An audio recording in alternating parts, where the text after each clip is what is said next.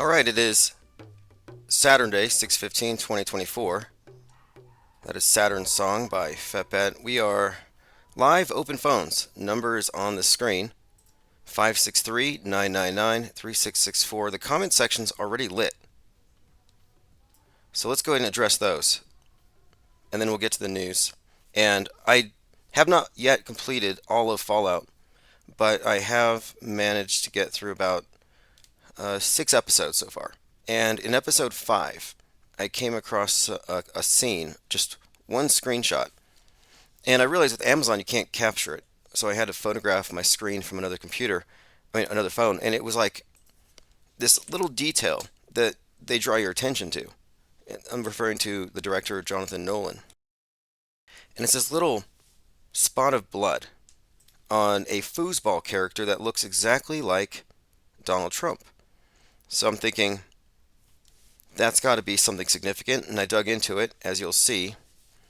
It has some very specific meaning to much of the narrative threads regarding the Biff Tannen Donald Trump psyop we've been talking about, the JFKification of DJT. So let's go ahead and go over that right away, and then we'll get into the comments. So if you're familiar with the show Fallout, another thing too, it's something of a Western. It takes place far in the future, but it's basically a Western. And this ties into this general theme. The same director did Westworld. So Westworld burning and all the 2020 symbolism encoded into Season 3. Season 4, Westworld burning, ends with this Space Needle-like structure throughout. Western, Westworld burning. Just this commonality between these two. And of course his brother Christopher Nolan did Oppenheimer. So Oppenheimer and Fallout have this logical sequence there. But the more I'm looking at it, I'm seeing a number of increasing similarities, and the patterns are undeniable. So here, Season 1, Episode 5, here's the foosball character with a little spot of blood. And I'm like, that's very Trumpish. So let's go a little further into it, because I wasn't going to just say this is a potential Donald Trump predictive programming. I had to dig into the storyline. So I went back to take a look. And there's this character who finds out that their election over their Vault 33, is somewhat rigged. And the implication, without any spoilers, is that this character is something of a usurper, that there's been something of a quiet coup. And her name is Betty Pearson. Betty Pearson, so it's this female black president archetype, like we see in so many movies. I mean, remember in Civil War, they insisted that a black female soldier shoot Donald Trump. This is a reoccurring theme, and so this is very significant here. So you have this theory this theme of an election, and it's I guess the character who discovers this suspects it's rigged. So you have this kind of echo there. But the name of the person I'm referring to, her name is Betty Pearson. Now, Betty Pearson was part of the cleanup crew over this room where a massacre had happened. This vault had been massacred. And on the foosball table, there was one spot of blood left after the cleanup. So there was a cleanup and a cover-up, which she's a part of. But she missed a spot. And that one spot that the overseer missed was the spot on the Trump guy's head. Now, it goes a little deeper, because her initials BP perfectly tie in with the broader storyline here that we've been uncovering. Specifically, B is the second letter, P is the 16th. So the 216. And if you remember, the whole storyline about this Trump thing, as per JL, has primarily been about this code has constantly referenced the 216th day of the year, which is 8/4. Now, most of you who are familiar with this are pretty well appraised of it, and I'm not making any predictions, and that was never really the point, but we're just looking at reoccurring numbers and symbols. And the 216 stood out to me in particular, because during the Super Bowl, there was this talk about Brock Purdy looking like Lee Harvey Oswald, which again reinforces this idea that Lee Harvey Oswald is on the loose. This has been a reoccurring theme, and we were just talking about the significance of John Hinckley and that attempted assassination of Reagan, and how that correlates to the appearance of Trump deranged Robert De Niro at the Trump trial. So these are not insignificant little bits of information. 216, speaking of the Super Bowl, because Brock Purdy, Barack, as JL pointed out, sounds like Barack. Another 216, BP. So again, this character has a BP, Betty Pearson, and then we have Brock Purdy, Lee Harvey Oswald reference.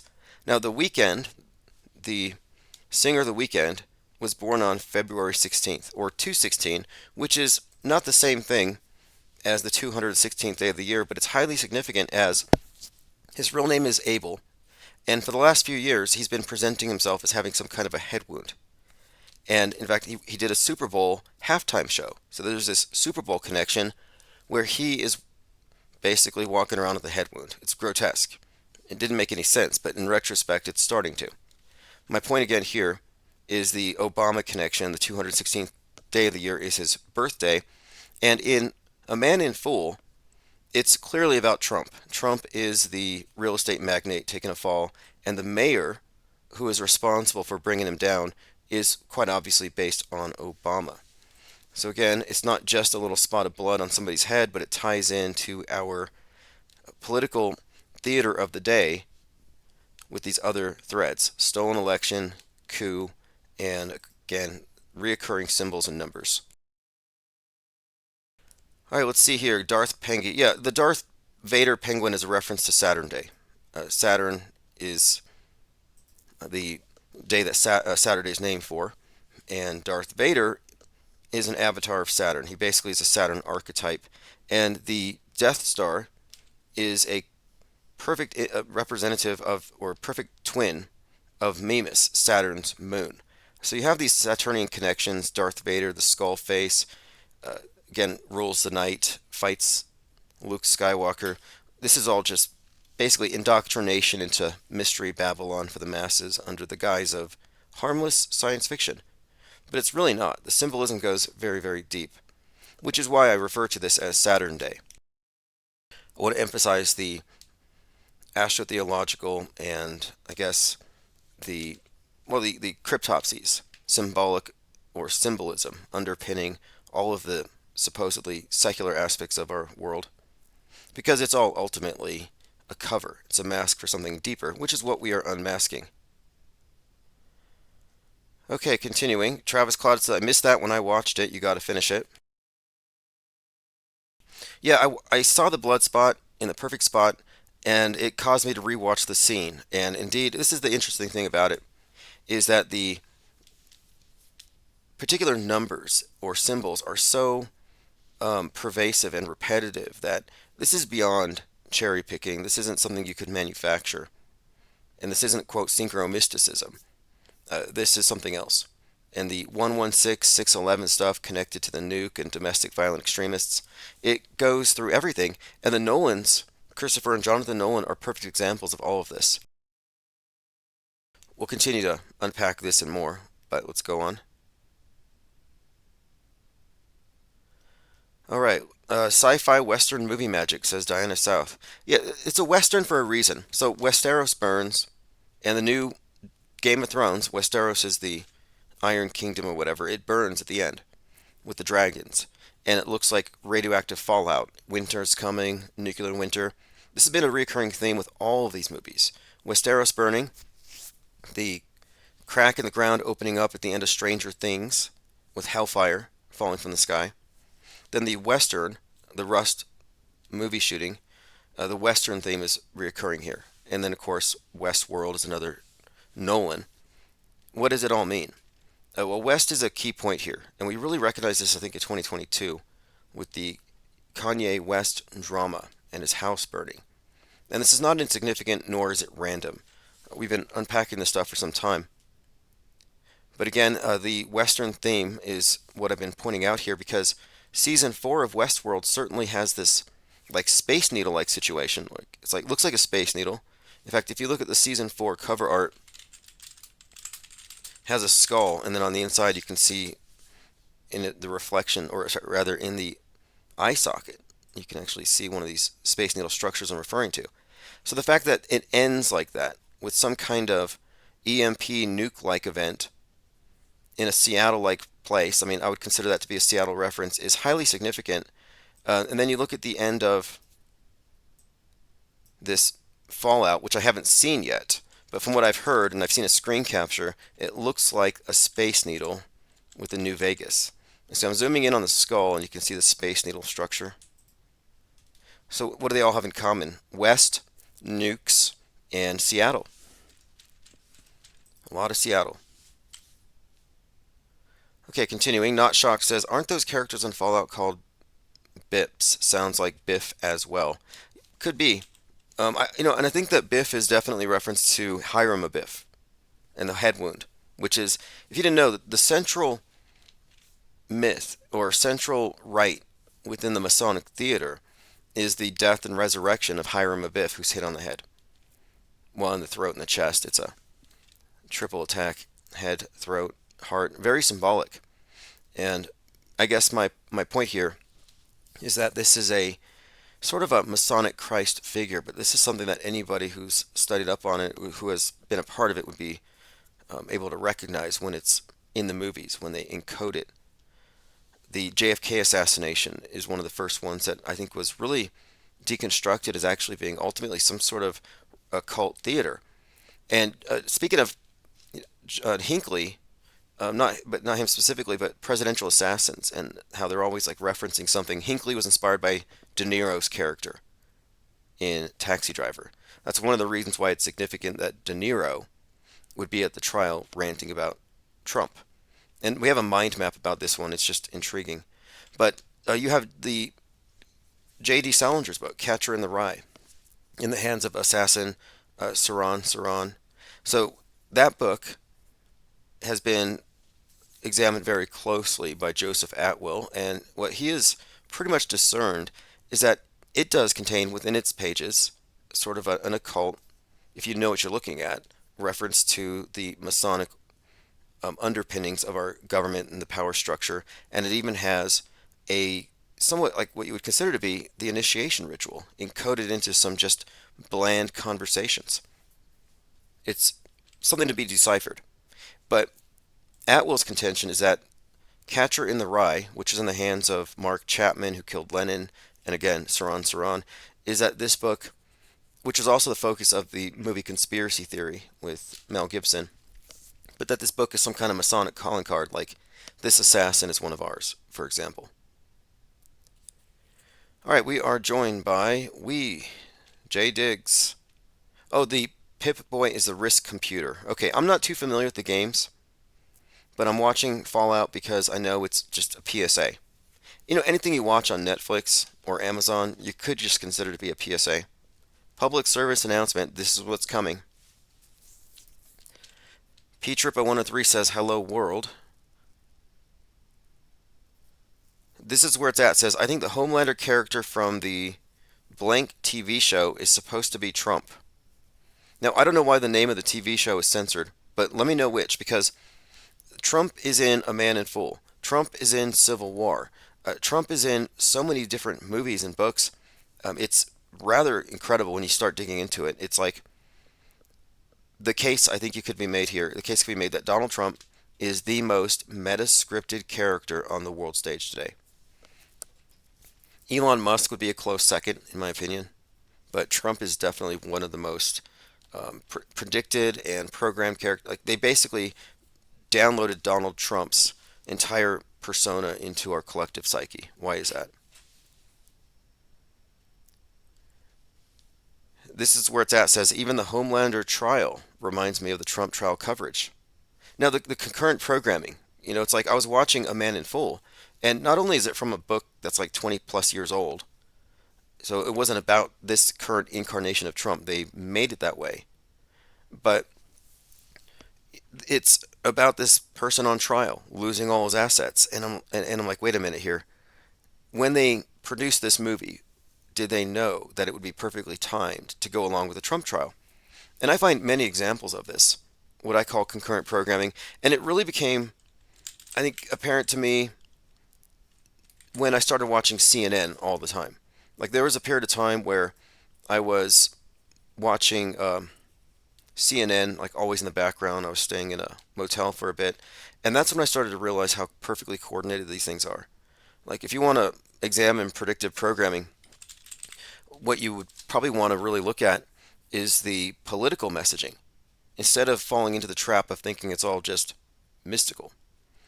For example, I was watching the Murdoch murders, Southern Scandal, and this is a story about Alex Murdoch, and this is about a legal dynasty in the South and his fall, his public fall from grace, this empire falling. And so you have this story of this Murdoch character and his empire falling, and then at the exact same time, we have these headlines like Rupert Murdoch's exit from Fox. So Rupert Murdoch and his empire falling, his empire being basically compared to a criminal empire, is being advertised or being promoted and talked about at the same time that the Murdoch murders, a Netflix documentary, comes out, which goes along with the guilty verdict. So my point of it is, nothing you see on TV is there if it doesn't reinforce the worldview. It's all reinforcement. It's padding. It's preparation. Now, how many times have we said that NASA is actually a mystery religion? It's an Egyptian mystery religion. So is SpaceX. That SpaceX is literally space sex because this is a fertility cult. This is Mystery Babylon dressed up like science fiction. Rockets are obelisks, and that space travel itself isn't real, but it's just an allegory for states of higher consciousness, and outer space is just a metaphor for inner space, which they control through controlling your worldview, which is brought to you fundamentally by the space agencies. This is the game board. This is where you are. Now, beneath the exoteric explanation for it all, it's ultimately just a fertility cult. It's a worship of the. When I say that this concept, it's referring to worshiping nature, basically, and the generative powers of nature, active and passive. The obelisk representing the active, and so this mystery school is essentially a description of something where the outsiders get one view, but if you lift the veil, there's another layer to it. Well, most of you listening here already know that the space program fakes everything with terrible special effects. That doesn't mean there's nothing behind it, because what's behind it is highly consistent, is in fact, it is identical to the paradigm of the Thelemic or the OTO, the Templars. The occult is pretty much the basis for it. So when I say the rocket is an obelisk, yeah, the rocket is a rocket only if you believe what you see on TV. There's some special effects there, sure, however they do it. But the fact of it is, it's all symbolic. That's why you got 33 engines on the Starship or the Falcon. Why 33? Why is it Mach 33 to exit the material realm, to exit the Earth? This is all just allegory. Now, I bring this up because NASA's Perseverance rover, quote, accidentally draws a gigantic penis on Mars. Look, this is from Gizmodo.com. NASA's four-wheeled robot has been roaming the red planet for 3 years, and it found a way to connect with us from 140 million miles away. The Perseverance rover traced a route, and yeah, that's apparently what it looks like. Sort of like the Apollo 11 flight path. You've probably seen that already if you're a follower of this channel. Like you can't really hide once you've seen it. You can't really, once you've seen through it, once you know what it's really about, it's just in your face. There's a reason why Jeff Bezos' rockets were being laughed at for their resemblance to Dr. Evil's rocket and its resemblance. I mean, this is all just in your face. So my point being, the rover is not on Mars because Mars isn't even a landable object. That's all fake as far as we know. If you know different, let me know. But there's a connection between Hollywood and space fakery. The director of Donnie Darko's father worked on this Mars mission. He did the Viking special effects. So the fact that it drew a big thing on Mars is just programming, and it's just really it's suggesting what they're really about. I mean, if you look into it, like this is all significant. There is a Game of Thrones logo on the face of Mars, and it's the House of Stark. Now, what does that mean? In addition to there being a Star Trek logo on Mars, and you have the SpaceX's Starship, all these tie-ins. But here's an interesting one. Game of Thrones, House of Stark, Iron Throne. Mars associated with iron. Now you have the name Stark, House of Stark, as in Tony Stark, Iron Man. And Robert Downey Jr. played Iron Man, and he claimed he based his Tony Stark on Elon Musk. And Elon Musk is the one who's taking us to Mars. And it gets even deeper with Musk's character, but what I'm pointing out here is the significance of iron to Mars and Iron Man, the colors Iron Man wears, and even the name Stark. Tony Stark, House of Stark, Iron Throne. None of this is coincidental. Just like the thing with the Darth Vader connection to Saturn. None of this is. I mean, we've already unpacked this stuff. We've been unpacking this stuff for years, but it's basically we live in a Disney universe. That's pretty much it. By the way, phones are open. I think if you're calling in, you want to get on queue, I'll be answering phones here in a moment. Number is 563-999-3664. Ted Stryker says, wow, Lucas is part of it all too. Yeah, any director that reaches certain prominence is 100% into it. And Luke, I mean, you got to rewatch the scene. The Mandela effect to get caught up on some misremembrance of Luke, I'm your father, no, I'm your father. That baffles them. And like, you're missing the point.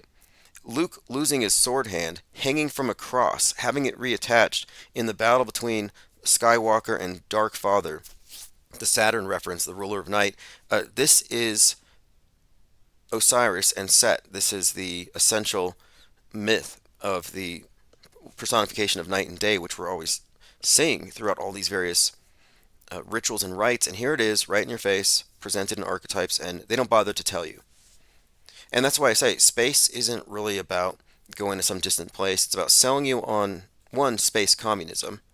And I'm not using the term communism as loosely as the alt-right does. It's not code for Jews or anything. When I say communism, I'm talking about a system of governance that really has nothing to do with individual property rights or an open system. It's a closed system, is what I'm talking about, like a fiefdom or a commune where you don't leave because your value is as a member of the group.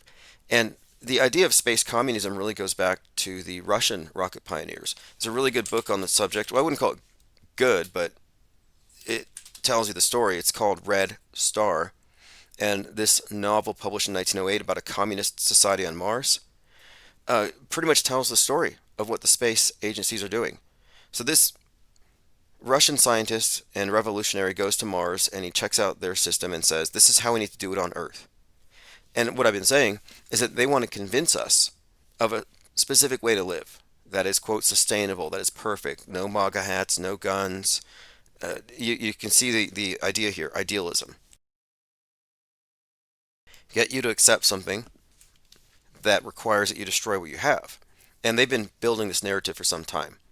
Even in 2017, pre-lockdowns, Bezos was out there saying, in order to preserve liberty and freedom, you're going to have to go to space because Earth is going to require a authoritarian government. Basically, what he said was a civilization of stasis, if it's to survive the blight of man. Because we are, of course, carbon super spreaders. Anyway, we talked about the thing on Mars and what it really means. Of course, the public will think it's literally a rover on Mars, which is ridiculous. NASA calls off spacewalk at the ISS. So again, we've been talking about this disaster of a mission since we saw the name Boeing, and I think we've been vindicated in predicting that it would be an unmitigated disaster. And they even had a fake disaster that they had to tell us was fake because they said, oh, it was only a drill that got accidentally broadcast. So there have been some real disasters, some fake disasters. I think one of them has some kind of space bug, some viruses going around in the ISS, something that's mutated, which makes me think they shouldn't be allowed to come back down. Like, to be quite honest, we ought to shoot the thing down or just quarantine it or just let it go. Like cutting the string on a balloon. Jettison the whole thing because who knows what they're going to bring down. It reminds me of that movie Sputnik from 2020 about these aliens that come down in the form of a virus. NASA calls off spacewalk due to spacesuit discomfort. Again, real spacewalks are done underwater. Not every single shot from space is underwater. Nobody makes that argument. It's one of these straw men that I hear. But spacewalks are done underwater, and you can prove it by looking at the lighting and the diffusion. It's underwater lighting. Catching up on your comments. All right, let's see here. Trump and Homelander. Okay, so I'm not familiar with that. So if you want to send me a link. And yes, Roxy W, the Fallout game is the basis for this TV show. And video games have a lot to do with the programming. I mean, as much, if not more, than the movies, because they're far more immersive. You may watch a movie once, twice, three times, but the video game, you put hours into it. You live in this simulated environment. You're a passive receptacle to propaganda and programming. Modern Warfare 3 10/6 2023 put hundreds of millions of people into a simulated war zone the evening before the 10/7 attack with the paragliders in Gaza, Israel, and the rubber dead kids. So we're seeing how they use video games and the releasing of these things, whether it's a movie or a video game, the timing of the release is something to also consider, and it is generally highly significant. That's why they released that terrible movie Pearl Harbor right before 9/11, so they could say, "This is your 9/11, kids." Oh, no, no, this is your Pearl Harbor. Excuse me. This 9/11 is the Pearl Harbor of this generation. So will the next 9/11 be a 9/11 of this generation, or will it be a Pearl Harbor for this generation? Does every generation get a Pearl Harbor, or do we name their big thing after the last big thing? Do you understand what I'm saying? Like, if 9/11 was my Pearl Harbor, then the next 9/11 is going to be their Pearl Harbor. No, they're going to have to move it up. It'll be their 9/11. I guess it always advances. But these things are all just, I guess you could call it generational psyops. And it has to do with news bending. I don't contend that they write and bend every single news story. Everything is not scripted. Nobody makes that claim. However, mass media from all sides, from all platforms, exists within the same fictional universe. And one of the ways they maintain the structure of it is the big stories that I consider to be contemporary myths, but we're meant to be terrorized or transformed by these big events. These are the things that even the people who aren't actively involved in psychological warfare operations are bouncing their stories off of. It keeps them in the same fictional universe. We says, do you think the nuke reference is an analogy for the global elites attempt to bring down the U.S.? Oh, well, I would point out that I don't believe there are global elites in the sense that there's like America and various nationalist interests who want to compete against a global Borg, because we already have a monolithic government. There aren't governments. There's not Russia, China versus America, but there's the singular entity, the pervasive monolithic mind control apparatus that we're all plugged into. Everything else is just theater. I mean, sorry to say, if it's a letdown for some people to find out how fake things are, but it's all theater of the mind. If it wasn't, explain the space station. Explain the collaboration in the biggest and most successful psyop of all time. Continuing. Thank you for the link. This is where it's at. I will check out Homelander and the Donald Trump references. In fact, let's take a glance at that right now. Just want to show you how. Oh, look, this is perfect. Thank you. June 13th. The Boys, Season 4 has completed Homelander's transformation into Donald Trump. It's probably not a coincidence that while we're once more in an election year, The Boys Season 4 has chosen to make a presidential campaign a cornerstone of the storyline.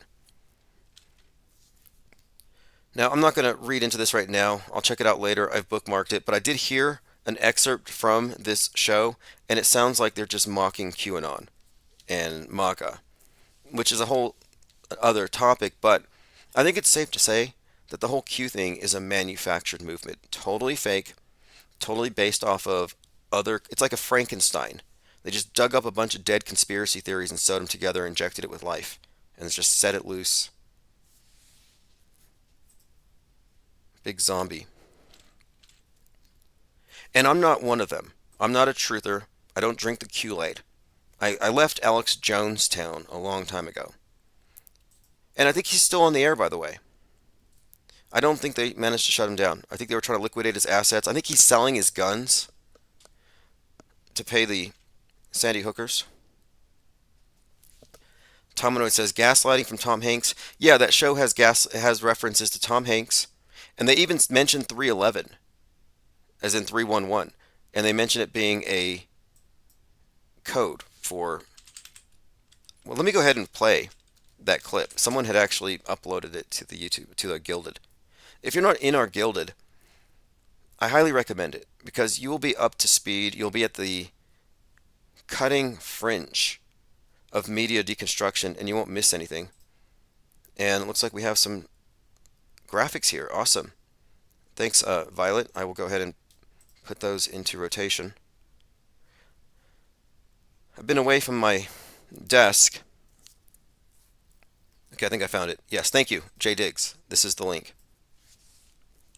I have been working on the legal stuff. Someone had messaged me earlier. They said, you should be more focused on your lawsuit than on Chinese space lasers, which I understand, priorities. But I am focused like a Chinese space laser on the lawsuit and everything else. All right, let's play this. This is from The Boys. This is a clip where you can tell this is 100% based on Q lore. Author, filmmaker, political activist, commentator, and a leading voice of the alt-suit movement on YouTube, Firecracker.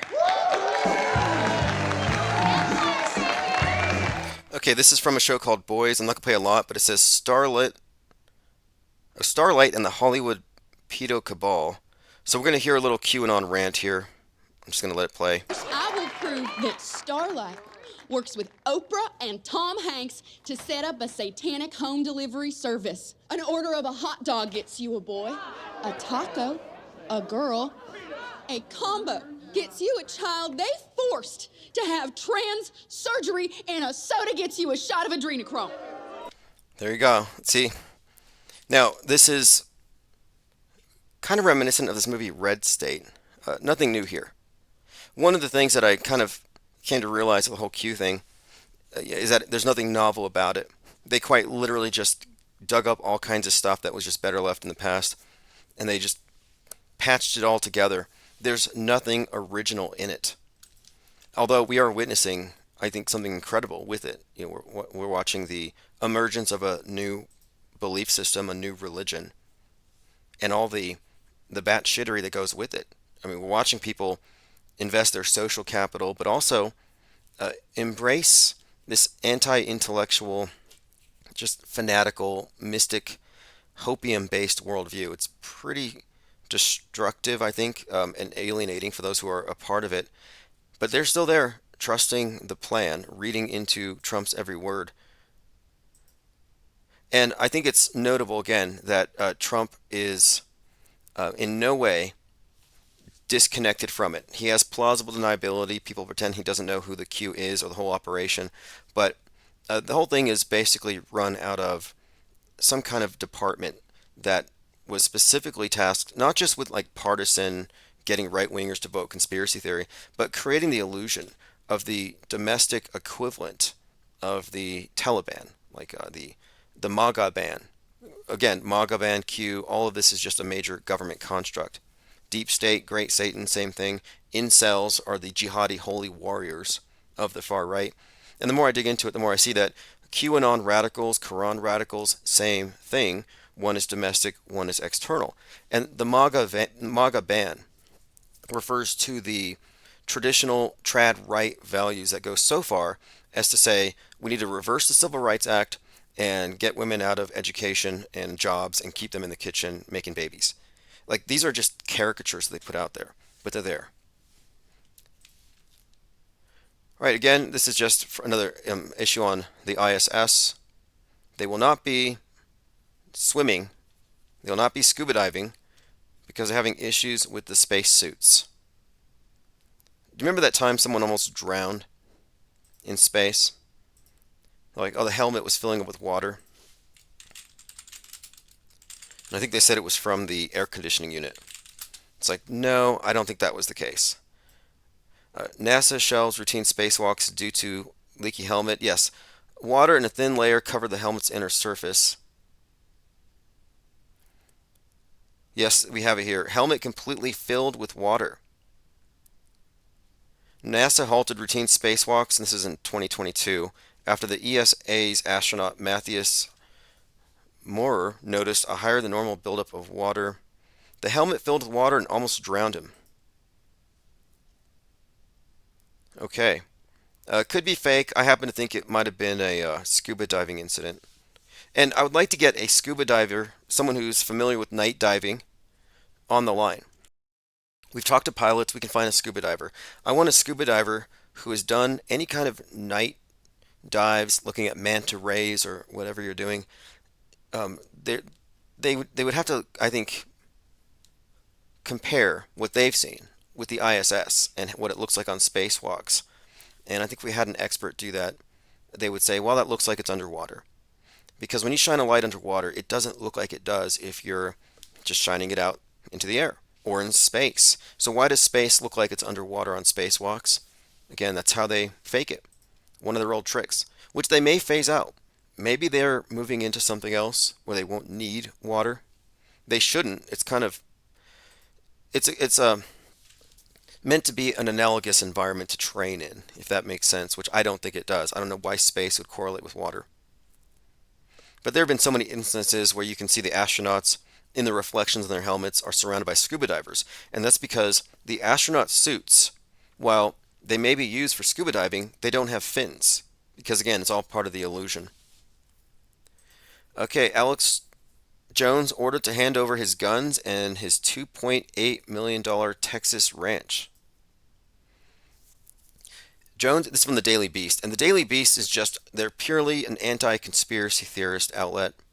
And the issue with this is that I'm anti-conspiracy theorist, but the mainstream is also conspiracy theorist. So you got conspiracy theorists and counter-conspiracy theorists, but one is news and the other one has the negative branding.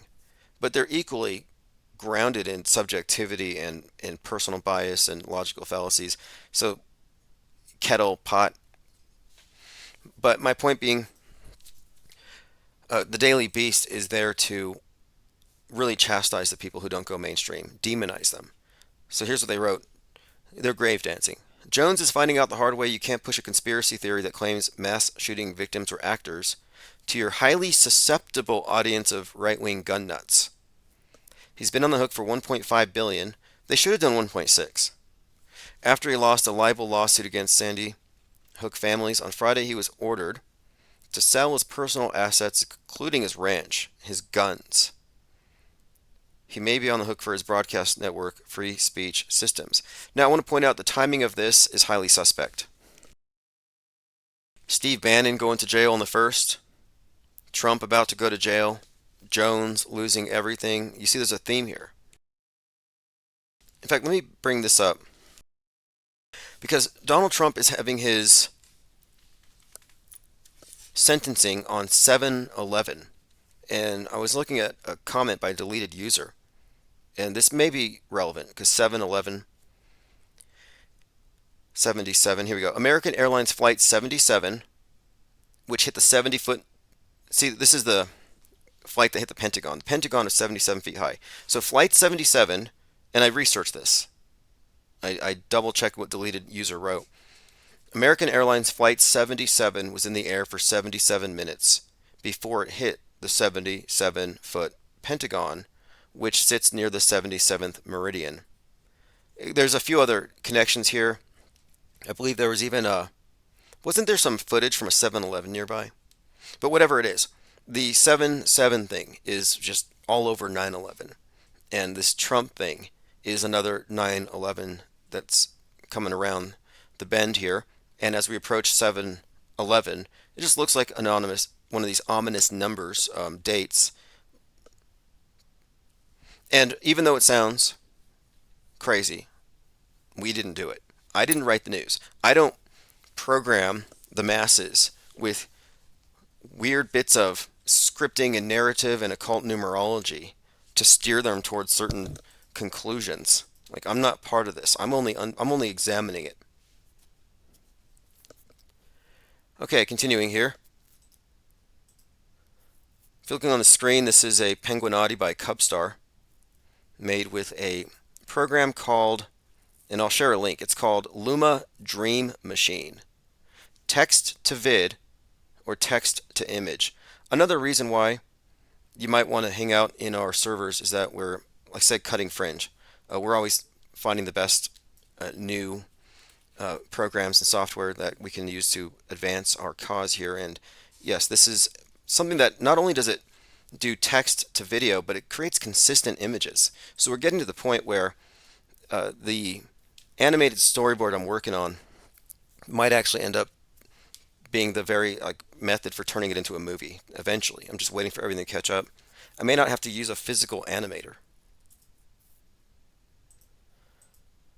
Minds.com/Infinite Plane Society if you want to follow any of these notes. Here's another thing I took note of. It's a ebook. An ebook called How to Think Like Lao Tzu, Descartes, Nietzsche, Plato, and More. Philosophers' Mental Models. And here's an excerpt. This was marketed to me via email. And this email contains some excerpts from a book about these various mental models of philosophers. And one of the ones I focus on here, it talks about something called via negativa, subtractive. And let me read this excerpt and then you'll see what I'm getting at, because we talk about the mainstream news as this pervasive influence, the global government, global mind control, hive mind. And that is everyone's basic assumed reality. This is a filter. This is a window to the world. We look through this and we all kind of exist on the same sheet. And the conspiracy theorists don't accept that. They add on to it. Like, oh no, this isn't true, there's more to the story. So they add on to the basic assumptions. So you have MSM, mainstream media, and MSM plus. Two different ways of looking at things, but one is just a subset of the other. They're both in the same box. MSM, MSM plus. In other words, the truthers, the conspiracy theorists, actually assume the essential reality. They don't subtract before they add.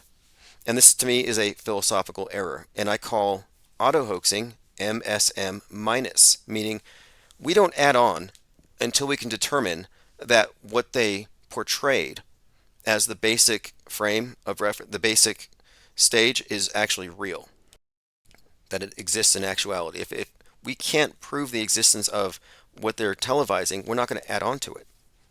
And that's where Trutherville is. Trutherville is beyond Normiville, and it's not the dream world of Normiville, but it's a nightmare version of it. They didn't subtract anything. Now, here's where the philosopher's mental models corresponds via negativa. So it says, so to better grasp the nature of something we don't know well and cannot calculate with any precision, we look at what we do know well and can calculate clearly and then work backward. To understand the nature of Brahman, i.e. the ultimate reality of the universe, we meditate on what Brahman isn't. In a way, the entire scientific method proceeds via this negative route. In experiments, we do not seek to prove a hypothesis, only to disprove one. We never arrive at truth so much as chip away at things we know for sure are false. So when it comes to the model of the world, I'm not supplying something to replace what I no longer believe, whether it's a fake event or even NASA's cosmography they've given us. Just because I don't believe in certain aspects doesn't mean I know what's behind it. So again, we never arrive at truth in this way necessarily, but we chip away at what we know isn't true.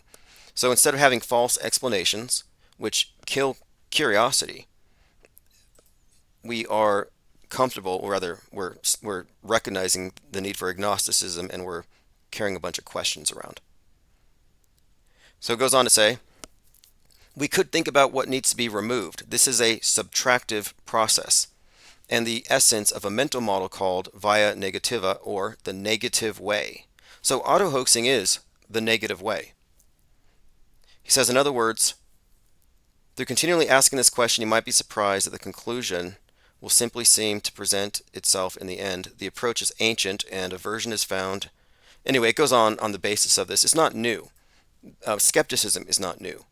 However, it's been compromised because everything has assumed the essential reality of MSM. So I'm just suggesting here that the auto hoaxing, the media skepticism at this level constitutes a negative route, the subtractive. And if you're not subtracting, again, you're a media advocate. You're actually part of the problem. All right, moving on. Catching up on your comments.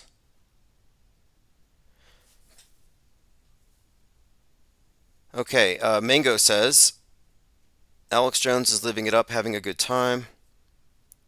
Hey Tim, what was going on that night you did the late night stream? Oh, I've been working on the legal stuff.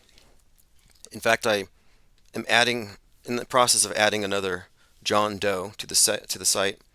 Basically, John Doe is what you do when you don't know who it is, and I don't know who at YouTube's legal department worked with Goldfinch, and I'm going to attempt to bring that person into the courtroom, unless they're in some way willing to bring an end to this thing before it goes much further.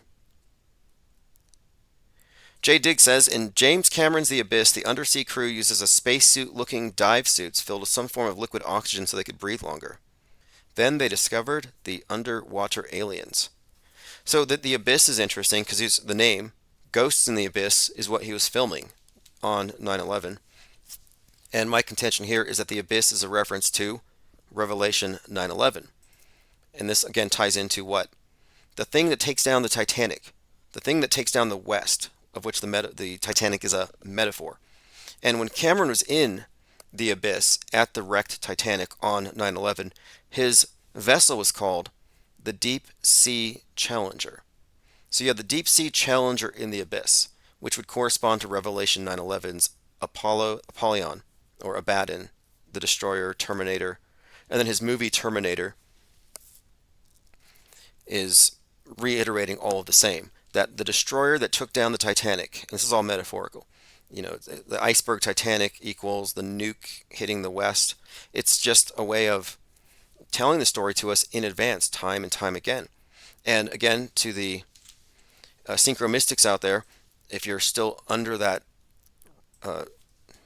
misunderstanding, you have to recognize that James Cameron's movie Terminator has predictive programming for 9/11. His movie Titanic does. And then, of course, on 9/11, he's at the Titanic. This is all part of a contiguous psyop. There's no room for coincidences or unplanned synchronicities that man isn't responsible for. No, this is the nature of newsbending, where they merge reality with fiction. Speaking of which, let me show you this. This is perfect. This is something I've been waiting to find. I like when I find people comparing the astronauts' hair to parabolic flights. But here's another example. This is a commercial where you have simulated zero-G moving around the hair of the actresses on the set, and it looks exactly like what you see on the space station. And I want to point out that in the new space station movie called ISS, the female astronauts all had their hair slicked and tied back, no loose hairs, because I knew I was watching. But this to me is pretty revealing. And if you still think that Karen Nyberg, who is part of the Expedition 36 crew on ISS, if you still think she was washing her hair in space and it wasn't CGI, you're a fool. Bon and Viv Spike Seltzer has 0 grams of sugar. It's light and refreshing, perfect to drink by any ocean.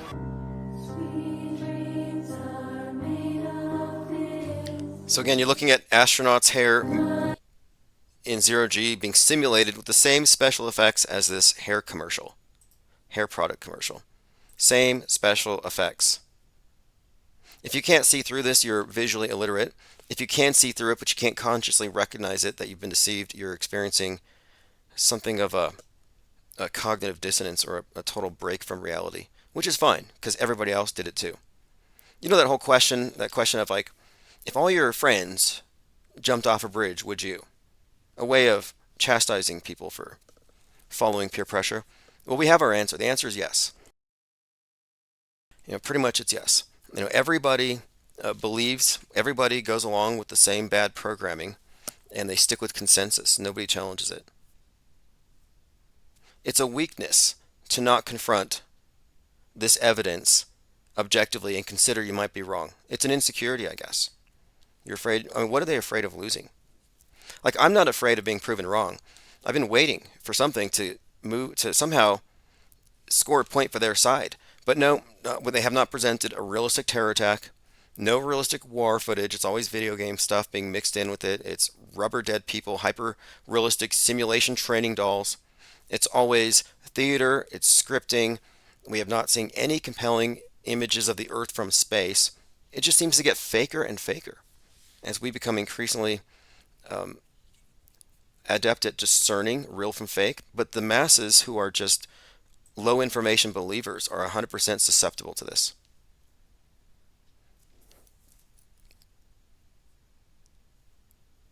Tomanoid says, James Cameron, please call in.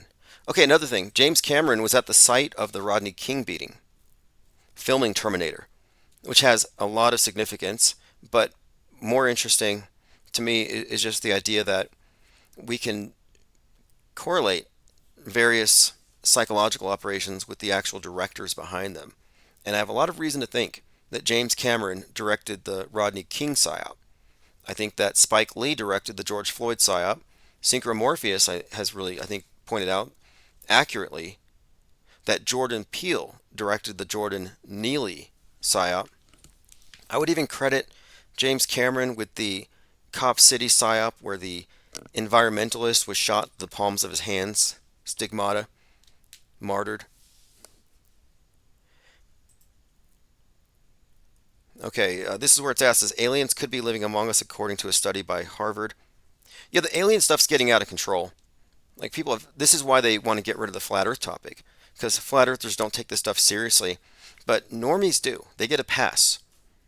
And that's because aliens are the updated version of angels for those who believe in the world state church's mythology. When I say world state church, I mean the mass media, which is in fact the universal religion. That's what it is. It's shaping a worldview that, yes, it is a religion.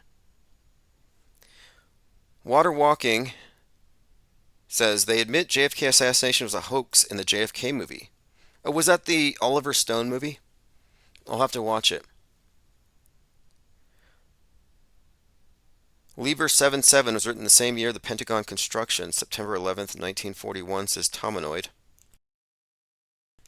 Lieber 77, that's Aleister Crowley's book where he says, do what thou wilt shall be the whole of the law. Do what thou wilt was on a hoodie that Jay-Z was wearing. And then I started paying attention a little more to these celebrities. So I'm like, okay, they're not just throwing around random stuff. And this isn't stuff that anybody would know, unless they were somewhat versed in the occult. And, Jay-Z is often shown with the Illuminati hand signs. In fact, somebody accused me of doing too many hand signs on my videos. Let me find that quote here, a comment. Tim, this is from Peter Pumpkin Eater 69. He says, Tim sure shows a lot of hand signs in his vids. What are you supposed to do with your hands? Should I wear mittens? Should I put on I don't know, straight jacket? It's like, you're damned if you do, damned if you don't. It's a catch-22. They find something anyway. But anything you do with your hands is just suspect. But it's like, well, show me which hand sign did I do and what does it mean? It's a valid question. But this one here, Jay-Z doing the triangle, what is that? I looked into it. In fact, I have a book called, I think it was something about, I have a stack of occult books I picked up at this pagan event last autumn.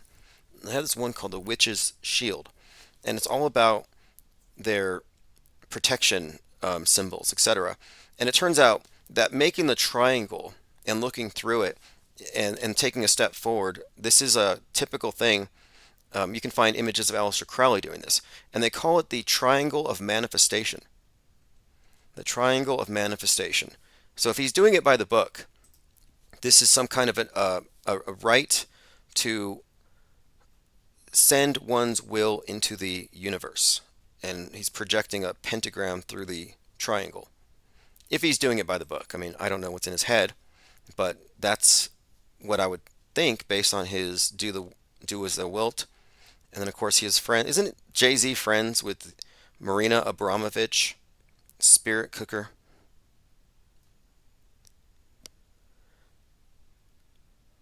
All right. Checking the phones. If you want to call in, it is 563-999-3664.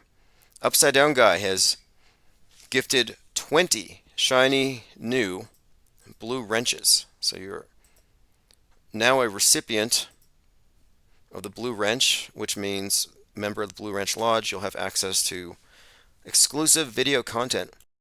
And by the way, I have been storyboarding some ideas out because I think it's important that we use every advantage available to us, and video is something that has more impact than just audio, especially with new people, or if you're trying to make a deeper impact into this highly visual realm.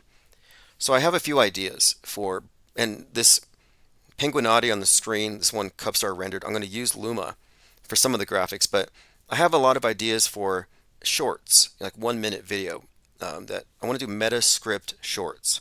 Some of these things are just too intense to not isolate and put out there separate from a long 2 hour live stream.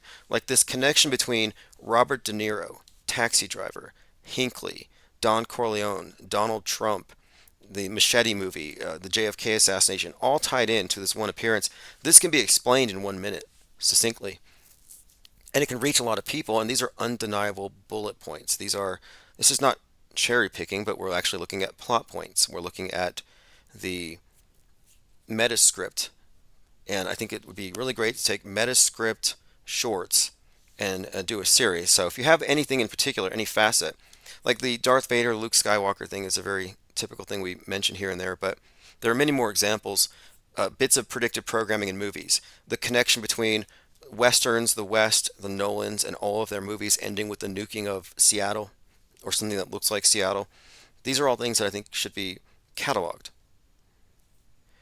All right, Michelle Kastner, Les Go, Sync Lloyd, Grills Trillions, Vanden, Roxy W, K Swan, Joe Mama, Frank Zen, Art Bell, Jesus Cow, Snoopy, Cleodessa, Gray Bush, Michael Jones, Leo Frigg, Neat, Chiops, Dynamo Hum, and Nothing Major have all received blue wrenches. Thank you, Upside Down Guy. Your membership maintains the consistency of our live chats and live streams, and my presence in the server, and my focus on the work. And a lot of the work is watching TV. I am watching a lot of Netflix and Amazon, but it's research, and I multitask. I'm not totally engrossed. In fact, I'm somewhat detached because I'm observing it as an anthropologist. Like an alien anthropologist, and we're just looking around like, okay, well, who are their gods? What do they believe? They have this strange cargo cult where they worship at this giant phallic object. Infinite Plane Radio. Hey, caller. Hey, dude, this is Jurassic. What's going on, man? Oh, awesome. Hey, what's up, Jurassic? Just going through my notes of the week, and I think you might have heard me talking about Fallout with the little Trump figurine with the head wound. I think I was pointing that out earlier, but anyway, anything in particular? I'll put that on the screen for any who haven't seen it yet. Oh, did we lose him? You know what? Can I just say something? Your volume is it's weird now. For some reason, I don't hear you as well. But I don't know what you were talking about. I just got into the chat right now. Oh, I'll see if I can fix my volume. Well, I was watching Fallout, which is a Nolan, Christopher Nolan, Jonathan Nolan, brother of Christopher Nolan, who did the Batman movies. And in this one, it has this foosball table, and there's a Donald Trump looking figurine. And they just cleaned up a massacre. And the one drop of blood they didn't clean is the drop of blood on the little Trump guy's forehead, or on the right side of his temple, actually, right where the 45 is on his hat. And this again is Wow. that, and the person responsible for the massacre and the cleanup, her initials are BP 216. Yeah, the 216. That's incredible. Hold on one second. I'm gonna turn this air conditioning off. Hold on. Yeah. So you know, did you see all that predictive programming that was happening around June 11th? Why don't you mention some of it? Because one of the ones you mentioned caught my ear. The NBA guy named West, Jay West, and I'm like, wait, there's another West reference, and all of these 611 nuke stuff ties into the death of the West. Exactly. That's why Kanye West is involved in all this nonsense with Trump and the fact that he's married to an Armenian. I mean, he was, and I'm Armenian, and that's another connection. But Kanye West was born the same year Elvis had died, and the same year Seattle slew on the Triple Crown, and that's another reason why they use Kanye West in all their ridiculous, stories. But so yeah, Jerry West dies around June 11th. I can't remember exactly when, but Jerry West died, the basketball. But see, he was an older dude, but then again, he was in pretty good shape, so that's why it is unexpected that he died. But the fact that he died around June 11th is a big deal, okay? Because we're always talking about the West, something happening in the Northwest, Yes, and yes. The because Northwest in particular. His daughter is North, right? He named his daughter North, so you get this Northwest connection when he's North, burning his house as his family burns. His family falls apart, and he blamed Hollywood and porn. yeah, And so, if you think about it, what is bringing down the West? Idolatry, Hollywood, porn. I'm not saying that's my opinion, but that's what the narrative here is, that corruption of values, destruction of the family, West's house burning. It was all very symbolic. And really quick here, speaking of Seattle and the West, the 1977 birth year of Ye is the reason why there's this conspiracy that David Bowie's song Starman, about this space savior, that the Starman would have been born in 77. And so it correlates to Kanye West.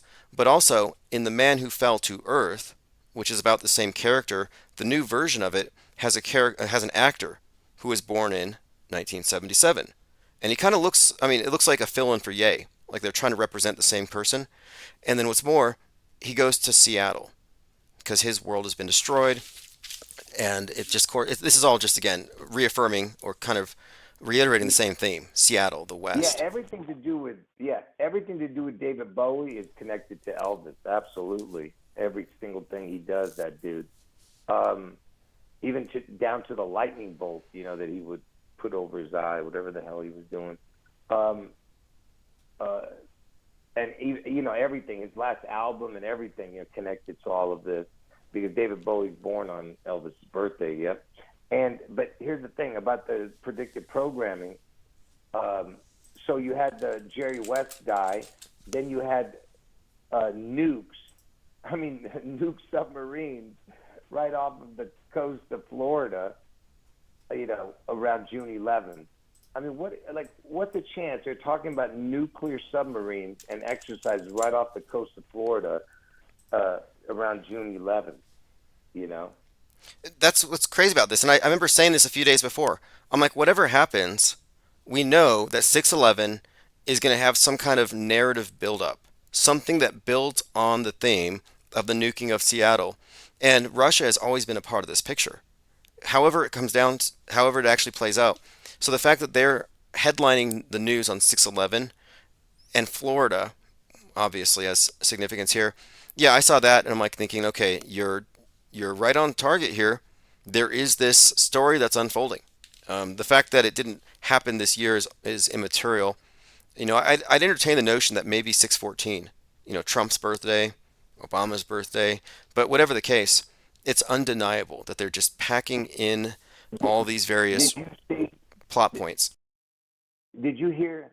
I'm sorry that I interrupted you, but did you hear uh, that Seattle nuke thing that I told you on that Wano Savin? Did you play that for your audience?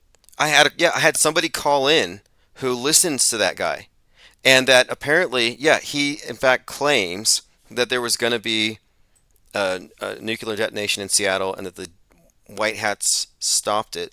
So you didn't hear it? You didn't hear it? I have the podcast. I haven't listened to all of it, but I have it listed here. Did you actually hear him say it? I can play it for you right now. I can play for you right now. Yeah, please do. Please play it for us. All right, watch. So this is. Let me. I'm playing it on my. It's on my channel right now. But it was that guy speaking on that person's channel, and it was on some dude's channel on Rumble. His name is Jean Claude Mystic something. I don't know what the hell. But some dude, Juan O'Savin, was on it, and he's like the main guy with the Q movement crap. And can you just real quick before I play it, who is this Juan O'Savin as far as you know? Okay, Juan O'Savin, which is the number 107, and it references John O. Saving, because they believe he led people to believe that he was John F. Kennedy Jr.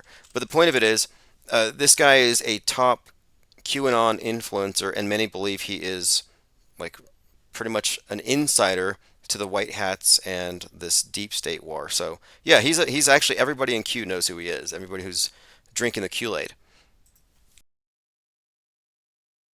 Yeah, so he was on this show, and I'm gonna play it. So this is him speaking to the other guy. This is Juan O'Savin, and after we play it, I'll tell you what else is important about that interview. Watch. So he's talking about Hillary Clinton supposedly was supposed to win, which is nonsense because we know it's all scripted. But listen, hold on. Put up many of their operations by now. You'd have had a nuke event in Seattle. Wait, let me play it back a little bit. Here he goes. It screwed with all of their operations. She was going to win. It was a done deal. They couldn't believe it when she didn't win if they didn't get that fraud through. Put up many of their operations by now. You'd have had a nuke event in Seattle. You'd have had a biological followed by a radiological down on Wilshire Boulevard in California. What is this guy even talking about? Like, how does he come up with Seattle being nuked? Like, why would he even mention that? And this was on June 11th. He said this on that show. June 11th it was. So I don't know who this dude is, but for him to mention that on June 11th is crazy. It is crazy, however you look at it. One take on it would be this: that this whole Q movement is just stealing from the quote grassroots, getting any content and then platforming it so that they can claim it, like co-opting. Like this could be a co-opt attempt, or it could just be misinformation, so that maybe you're completely right about stuff, and when things go down, they don't want you to get millions of people listening to you. So what they do is they have some actor, some agent ready to take and co-opt your memes. And this could be that, because these individuals have huge audiences and big budgets, and he would never call you. So how did he arrive at this? I'm thinking again, spying, content theft, disinformation. I don't think he has any way of providing any kind of method by which he determined that this would be the date that would happen. Like, it doesn't make sense. It's out of the blue. Yeah, it's ridiculous. And did you see the what happened on June 14th also with Dr. Oz? No, please explain what happened to Dr. Oz on June 14th. Well, yeah, well, let me tell you, Dr. Oz, like 3 years ago, actually, to be exact, 3 years, 3 months, 14 days ago, he saved somebody at an airport who had stopped breathing, and he brought him back to life, right?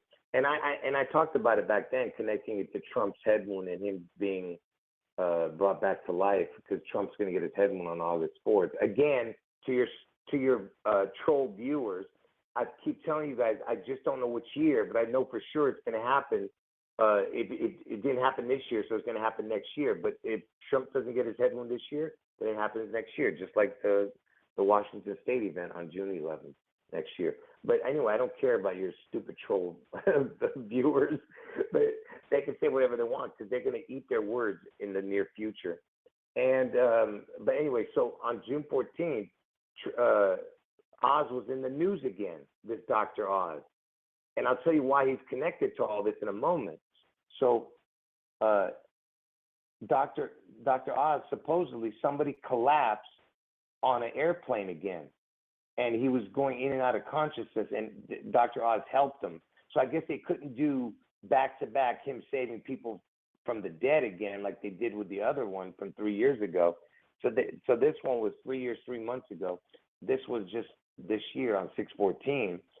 I mean, just whatever yesterday, whatever the hell it was. Okay, I see what The you're saying. So you have 3/3/2021, Dr. Oz aids police in resuscitating man at Newark Airport. And then just on 6/14, Dr. Oz involved in mid-flight emergency leaps into action on the JetBlue flight and helped a fellow passenger who was in and out of consciousness. Okay, okay. Dr. Oz, I see this. okay, Go on. okay. So let me tell you why Dr. Oz is so important to this puzzle. Because Dr. Oz is connected to both my predictions. So he does it on Trump's birthday again, like connect. And this dude, Dr. Oz, he's born on June 11th, and he's born in Ohio. So I told you that Trump's going to get his head wound in Ohio, and the June 11th event is the Washington State event, you know. So you have both connections connecting to this Oz. And of course, Elvis is the Wizard of Oz and Trump is the Wiz. You understand? He's like the mini Wiz. Elvis is the real wizard. You Oh know? yeah, let me ask something else too. Yeah. So Oz, right? Well, the Wizard of Oz, Oz is a reference. You could tie this to Seattle because Seattle's the Emerald City. Right. So you have this other connection, 611, Exactly. and then Seattle is called the Emerald City. And I first came across this reference back when I was watching the 11/3 stuff, and I'd seen this music video called "Let's Start World War III," which was released on 3/11 by this group called World Order, and it not only shows this yellow brick road in Seattle, and it takes place in Seattle, but the singers in this band, World Order, Let's Start World War III, pretend to be Trump, and they pantomime an assassination. They all fall onto their backs into the snow. So that's that video I'm referencing. Let's Start World War III. Again, Seattle, Emerald City references, and Trump head wound stuff. Right. I remember that video. I showed that a few times. Right. It's some Asian group, right? Yes, yes, I think they're Japanese actually. And I thought, yeah, Let's Start Yeah. World War III. They're Japanese, and it's called World Order. Right. Right. One of your viewers is asking me about Bo Pointy. I don't know who that is. Who is Bo Pointy? I don't understand. That's a But it's got that. I'm looking him up. I don't know who that is, but I guess he's referencing the initials being BP. I don't know the significance of it, but maybe he'll add some information in the chat. Yeah. All right. I thought okay. I don't know what that was, but interesting that his name is upside down because upside down equals the word Washington.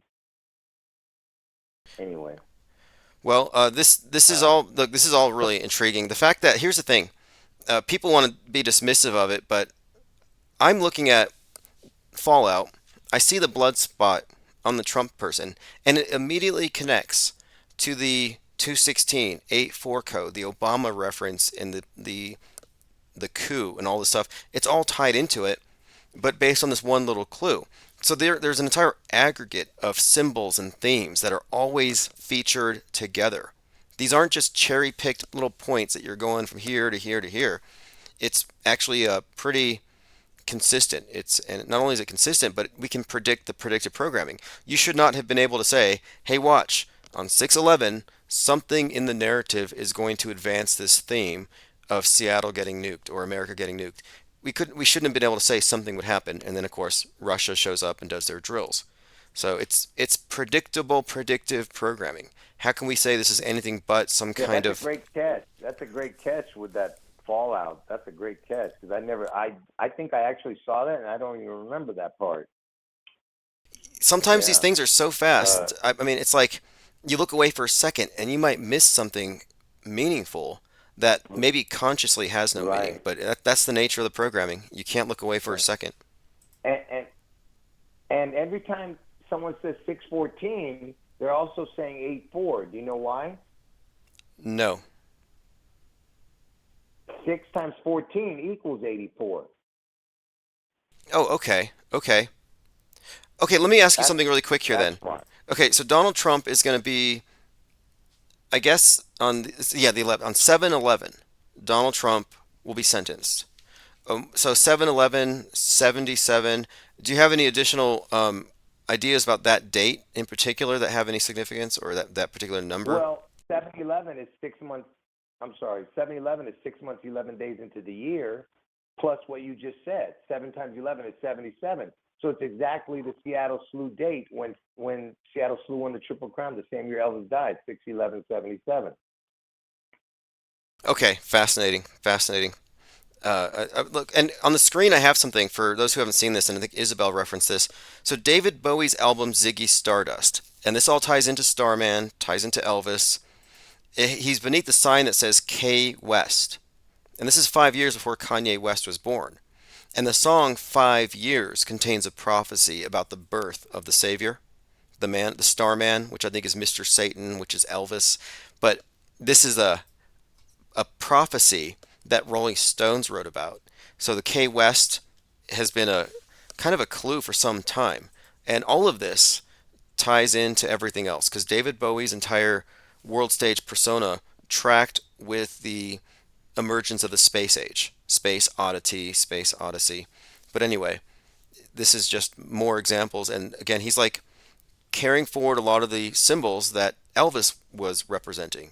There's this connection. That's why the dates, that's why the recurring symbols, they're telling the same story, even post Elvis, through other avatars, you could say. Can, can you type this in and read it what it's about? Uh, Type in David Bowie Resurrection on 84th Street. David Bowie Resurrection on 84th Street. Okay. I'm late seven. This is okay. What is this exactly? Is this a song? Is this an album? I'm seeing a lot of I stuff for it. I think it's an I, I think it's an album or something. I don't know what it is, or it's a concert tour. But what kind of craziness is that? Resurrection on 84th Street. Yeah, I see it. It's I've an shown album. that before years ago. I think it's a live album. But yeah, that's actually a thing. Resurrection on 84th Street. You can buy it on Amazon. I had not come across this before. I mean, Fascinating. yeah, I've shown that before years ago. But just ask yourself, what is that? Like, what the hell? A resurrection on 84th Street? And I'm telling you, Trump's going to be resurrected, and he's going to get his head wound on 8/4. Oh, let me You add know? one more thing to this. 8/4, as you pointed out, is the 216th day of the year, which is 6 cubed. 6 times 6 times 6, 216. But Pythagoras said that 216 is the phoenix cycle. So Elvis, Phoenix, death, resurrection, all connected to that date.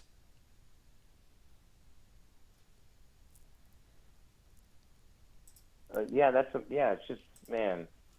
Look, again. Let me just tell you something. The reason that I can um, call, like somebody else would be embarrassed and humiliated when their predictions don't come in. But you know why I'm never humiliated or embarrassed is because I know that this is going to happen. The only thing God did not reveal to me was the year. And the reason that he didn't do that is because I needed to calculate the number of the beast. And that's what I've done. And the only thing that, like I said, it's going to happen. Okay. The only question was which year. And that's why no troll, nobody can stop me from doing what my destiny is. And I'm glad that I'm not saying that that you have complete faith in this, but I'm just going to tell you something. The fact that you have eyes to see and ears to hear when it comes to this particular equation, it shows that you understand. You know what I mean? What I don't understand is how other people don't see it. I think a lot of people do, and you just don't hear from them. And I appreciate you being accountable and not just ignoring or dismissing or whatever. I mean, it just seems like nobody's accountable for what they say, and you're not even making flippant prophecies. You're actually doing what we do, analyzing the day-to-day news, and we're seeing this stuff. But I guess my point of it is, there's so many anons out there who make these wild claims. They never back them up. They never, like that 107 character, very shady. You're at least a real person, and you can call in. I could never get like Donnie Darkened, who's got millions of followers, and he's always talking about Trump, the Antichrist. He's been on Tim Pool, but he's anonymous. I don't trust anonymous people. I don't trust Yeah, unaccountable and I people. don't change my dates, Right. and I don't change the dates, and I don't change the places, and I don't change the people involved. You get what I'm saying? Not like those other people who make predictions. They change their dates, their places, their people. Every day is a different antichrist. These people, you know. And they shamelessly steal your dates, but they don't have a basis for why they arrived at that. And they try to Yep. co-opt it. There's a number of individuals I could point to who do this, and they all have Patreon accounts, big followers, big Q people, and every year they jump on 61184 and they never bring you on their platform. And if Yeah. they really believed or really understood this, they would want this information conveyed to their subscribers. But no, they're part of this. I think it's a controlled opposition disinformation campaign to really just Yep. co-opt grassroots media. Anyway, bro, I really appreciate you taking your time to listen, and like I said, I don't worry about what the trolls say, like you said, and I actually worry for them. I worry for these people's soul because they have no idea what they're doing to themselves by because every time one of these trolls make fun of me or troll me, it's only to their detriment because they're going to eat their words because they don't understand that God's going to cut their tongue out and for the things they're saying. But you'll see, Yeah. they'll have to figure it out themselves. Hopefully they repent. Anyway, man, if you have any more, you have any questions for me, I can, are we Actually, done with I it? think I have another caller online, but I appreciate you calling in. I'm happy for the follow up, and I'll continue to follow your streams as I always do. I always find the information valuable, and I don't know the future. I don't know Just, what's happening, but just one something's last happening. thing. Yeah, go ahead. I'm sorry, just one last thing. Just one last thing. To any of your viewers who really appreciate what I'm doing, I really appreciate them. I just want them to know that because I know there's a few of them in the chat that were appreciating this. So God bless them, and I appreciate them. Okay. All right. Anyway, take care, bro. I appreciate you giving me the time. Yeah, thank you. Call back anytime. All right, everyone. That All right, is bro. Jurassic Liars, and I have another caller. Just call. Hey, thank you for holding, caller. You are Hey, what's going on, Tim? Thanks for taking my call. awesome. Thank you Hey, for calling. I do want to say that what Jurassic was talking about, the sound quality, it was perfect when I was on Odyssey, except he was coming in kind of low. And then when I called in, you were coming in really bad, and he was coming in great. So I don't know if there's an issue with the phone system right now, but yeah, I wanted to share that to you. Thanks. But Thank you. let me ask you a It's question about Gremlins. Yeah, I'll look into it. I might change phone systems, but I appreciate the feedback. But yeah, go ahead. okay. What was your question? But yeah, you're even coming in terrible right now that I'm talking to you. I'm not sure what's going on, but anyways, about this Jurassic guy. I watched a video maybe like 3 or 4 years ago. On somebody had shared a YouTube video to a forum about Seattle getting nuked, and was that his video? Because it was very compelling.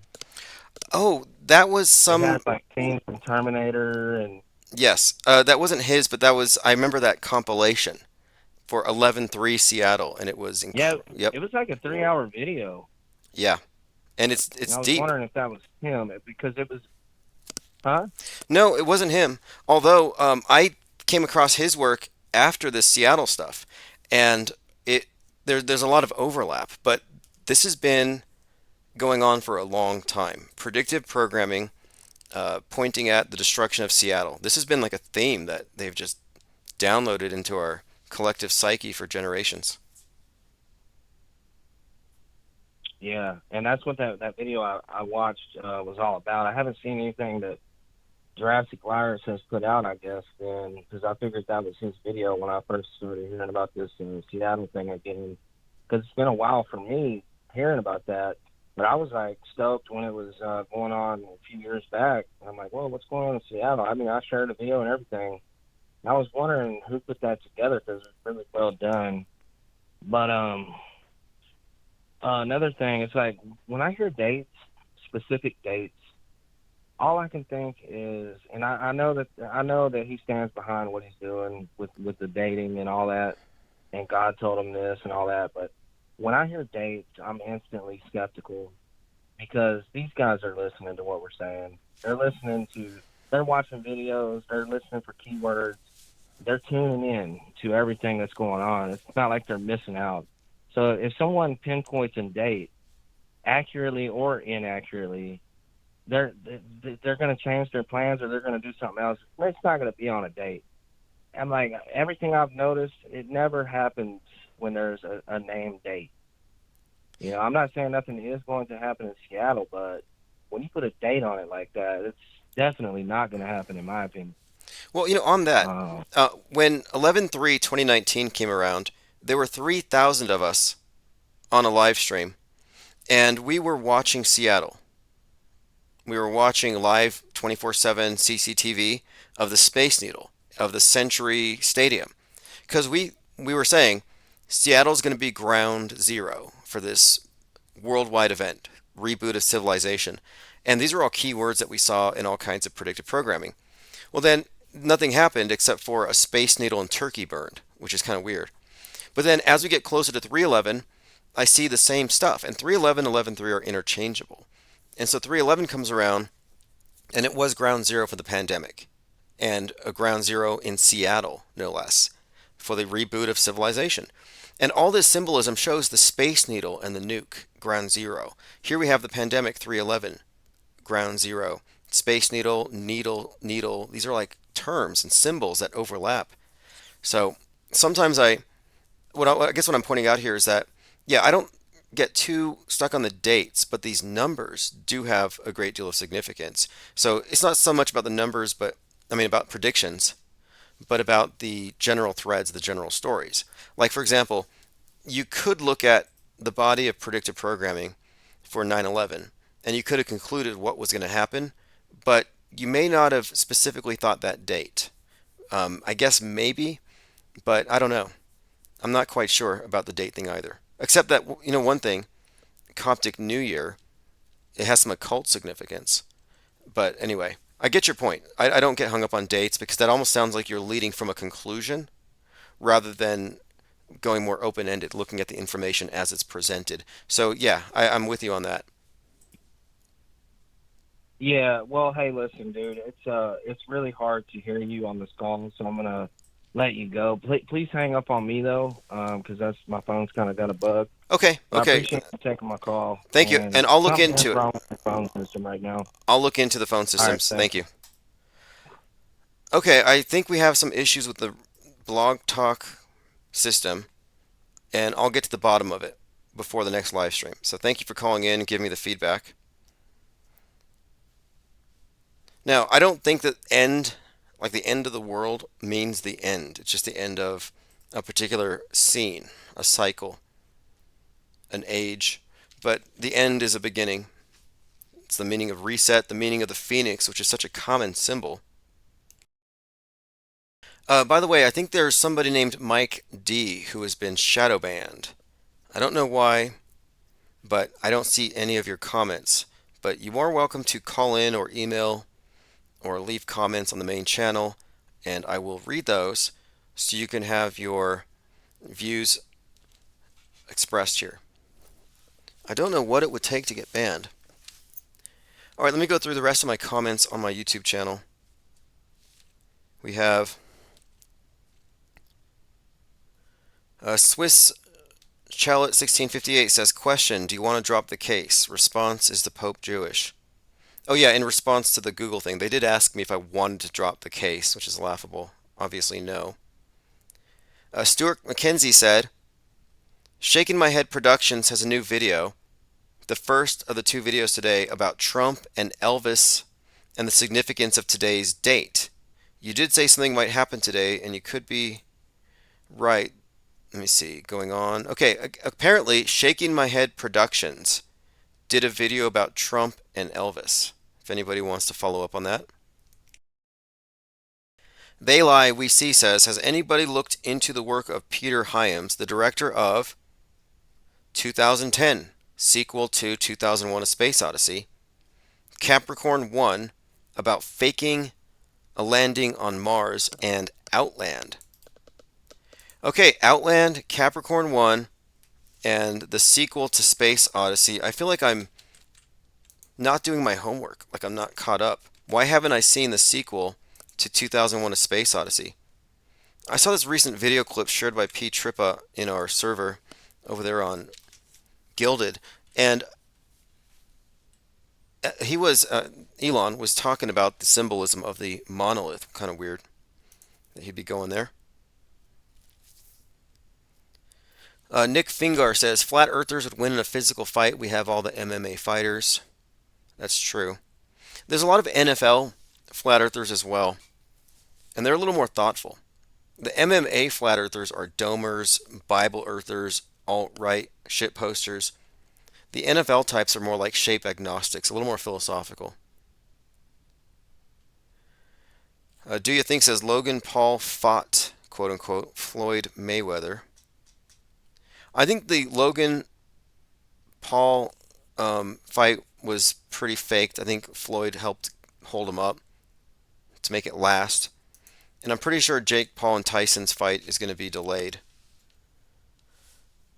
All right, let me catch up on your comments. We'll have more callers soon. I'll get the phone system fixed. Upside Down Guy says I had the wrong mic hooked up. I could have it, and it might be a settings thing, so I'll fix that. Okay, moving on. Thirst for Truth says, you haven't escaped shit if you're still mandoozled, Mike D. Oh, Mike D's Mandela affected. Maybe that's the problem. Maybe he's in another reality. I don't believe in the Mandela effect. We're not in the same reality, right? Think about it. You know, I'm in the reality where Tim Pool has an E at the end, and none of you are. Like, there's not a lot of overlap between Mike D and I. Like, I happen to think if I walked in the same room as Ryan Stavely, we wouldn't see each other. We don't exist in the same realm. The Mandoozled are something of a breakaway civilization, a divergence. All right. In other news, I did have a couple of things here in my notes. Oh, that's right. Mark Sargent and Patty Steer are back together. Speaking of Flat Earth, the two top Flat Earthers in the Netflix documentary, which is kind of a rom-com and Flat Earth debunk, which not even a strong debunk, but Patty Steer deleted everything and disappeared after Ellen Francis Cook harassed her and misgendered her. But now she's back, and I watched her and Mark flat earthing on his show Strange World, and it was what you would expect. I don't have too much to say about it.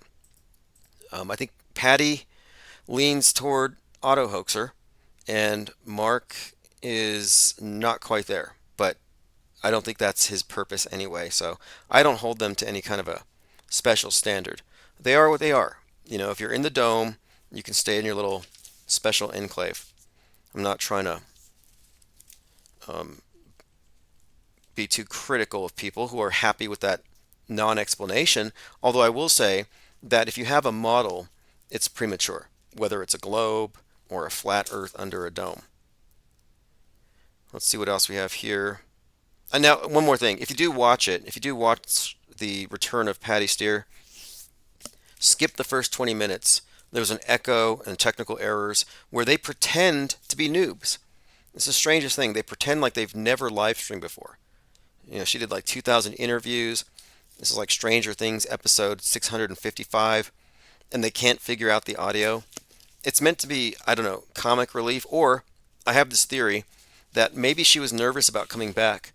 And so Mark was like, well, let's just make it really bad at the beginning so everything else that follows is good by comparison. It might have been a strategic failure. But anyway, I look forward to seeing what kind of content they bring forth. And I heard a rumor that Jaren may be going to Antarctica to observe the 24-hour sun. So I look forward to that as well. Maybe he can do an ISS transit while he's there. Angle of Elevation says 2010 is not as good, but there's surely a few cryptic things. Outland is just a space cop cleaning up a mining town with 70s star Sean Connery. Thank you for that. You know, I watch this stuff so you don't have to. And if anyone here can watch and review, so we don't have to, we always appreciate it. Breaking, Tucker Carlson warns of Trump assassination. Trump assassination so hot right now. This has just been ongoing. But they keep hyping and hyping and hyping. And if you recall, Tucker said to Joe Rogan, and Rogan, of course, just nodded his head and did not refute it, suggested that Alex Jones is a prophet. Well, he was somewhat accurate in mentioning Osama pre 9/11. And so these are insiders. They're given talking points so they can claim to be prophets. This is part of the predictive programming. So when they're talking about this JFK like event to come, they're speaking as operatives who are disseminating certain memes, certain talking points. More indication that it's going to happen.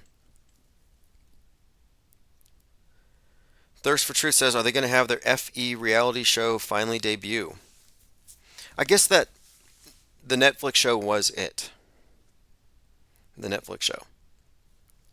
Which was a very selective interpretation of the phenomenon of the whole crowd. And I think it was meant to outgroup and create this misperception that anybody questioning NASA is, lonely, looking for community. And I think that was the main angle. If you watched Behind the Curve, which is an insulting title, it just basically says these misfits need a place to hang out, and it's not about the shape of the world, it's about feeling special together because they're misfits. Which isn't really the case. If you're raising the flat earth question, it's really a matter of skepticism and epistemology. It's not about YouTube communities and a sense of belonging. At least it isn't for us. It hasn't been. We've always been butting heads with the mainstream flat earthers and their domes. Okay, so much more to go through. I'm going through my Twitter feed, and Zen of Machiavelli said, the head wound predictions have driven more than one decoder crazy, as predictions fell off unrealized. Meanwhile, we have POTUS right now who has the worst kind of head wound you can have. The terminal kind, Alzheimer's. It's never that obvious. So Zen of Machiavelli contends here that Trump's head wound is going to be Alzheimer's. Now, that kind of makes sense if you look at Biff Tannen and how he kind of faded away. He didn't get shot, but this is very inconsistent with the general body. And he says never that obvious. I'm pretty sure that all of the 9/11 predictive programming pretty much had the buildings being destroyed, planes flying into buildings, inferences in Fight Club of controlled demos. Like, it is pretty literal, but I see your point here. You could consider that to be that. In 2020, I thought maybe they're going to kill him with corona. Corona, head wound. But this latest bit here, the blood on the head and the inseparability between this and the wider bits of predictive programming says no, it's going to be a shocker. Again, to reiterate, Robert De Niro outside the courthouse. Robert De Niro played the assassin and taxi driver who inspired an actual assassin to shoot Reagan. And Brady, who was whose death was ruled a murder 33 years later. But Taxi Driver was the basis for Joker. And in Joker, Joker shoots De Niro on live TV. Gruesome head wound. My point being, it's super consistent. And it was also brought up that De Niro plays a young Don Corleone. Don, a bad Don. Another Trump reference. And he plays this sheriff in Machete a xenophobic, racist sheriff who gets shot and he is taken over to Park Lane Hospital, whereas JFK goes to Parkland Hospital. The story is just so consistent. This is all foreshadowing. Predictive programming is foreshadowing and advertising and conditioning. Dinah South says, I don't own a TV. Thank you for watching on my behalf. Yes, absolutely. That's what we do here. June 21st is the solstice. Yeah, on June 21st, we enter into Cancer. This may be why Kate Middleton is in the news right now, and they keep talking about her as having cancer updates. Cancer is the crab, Cancer is the kraken, Cancer is 621, the summer solstice. We entered into the crab, the sign of Cancer, sun stands still for 3 days. Last year, when the submersible went down to the Titanic, which had all kinds of interesting bits of information attached to it. Totally ritualistic.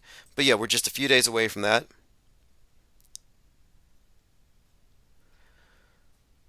All right, let's continue. Lauren Michaels is a metascriptor, says elephant tusks. How many 33-year-olds died at SNL only to come back in another form? Chris Farley, Rob Ford. Did Belushi come back? I don't know.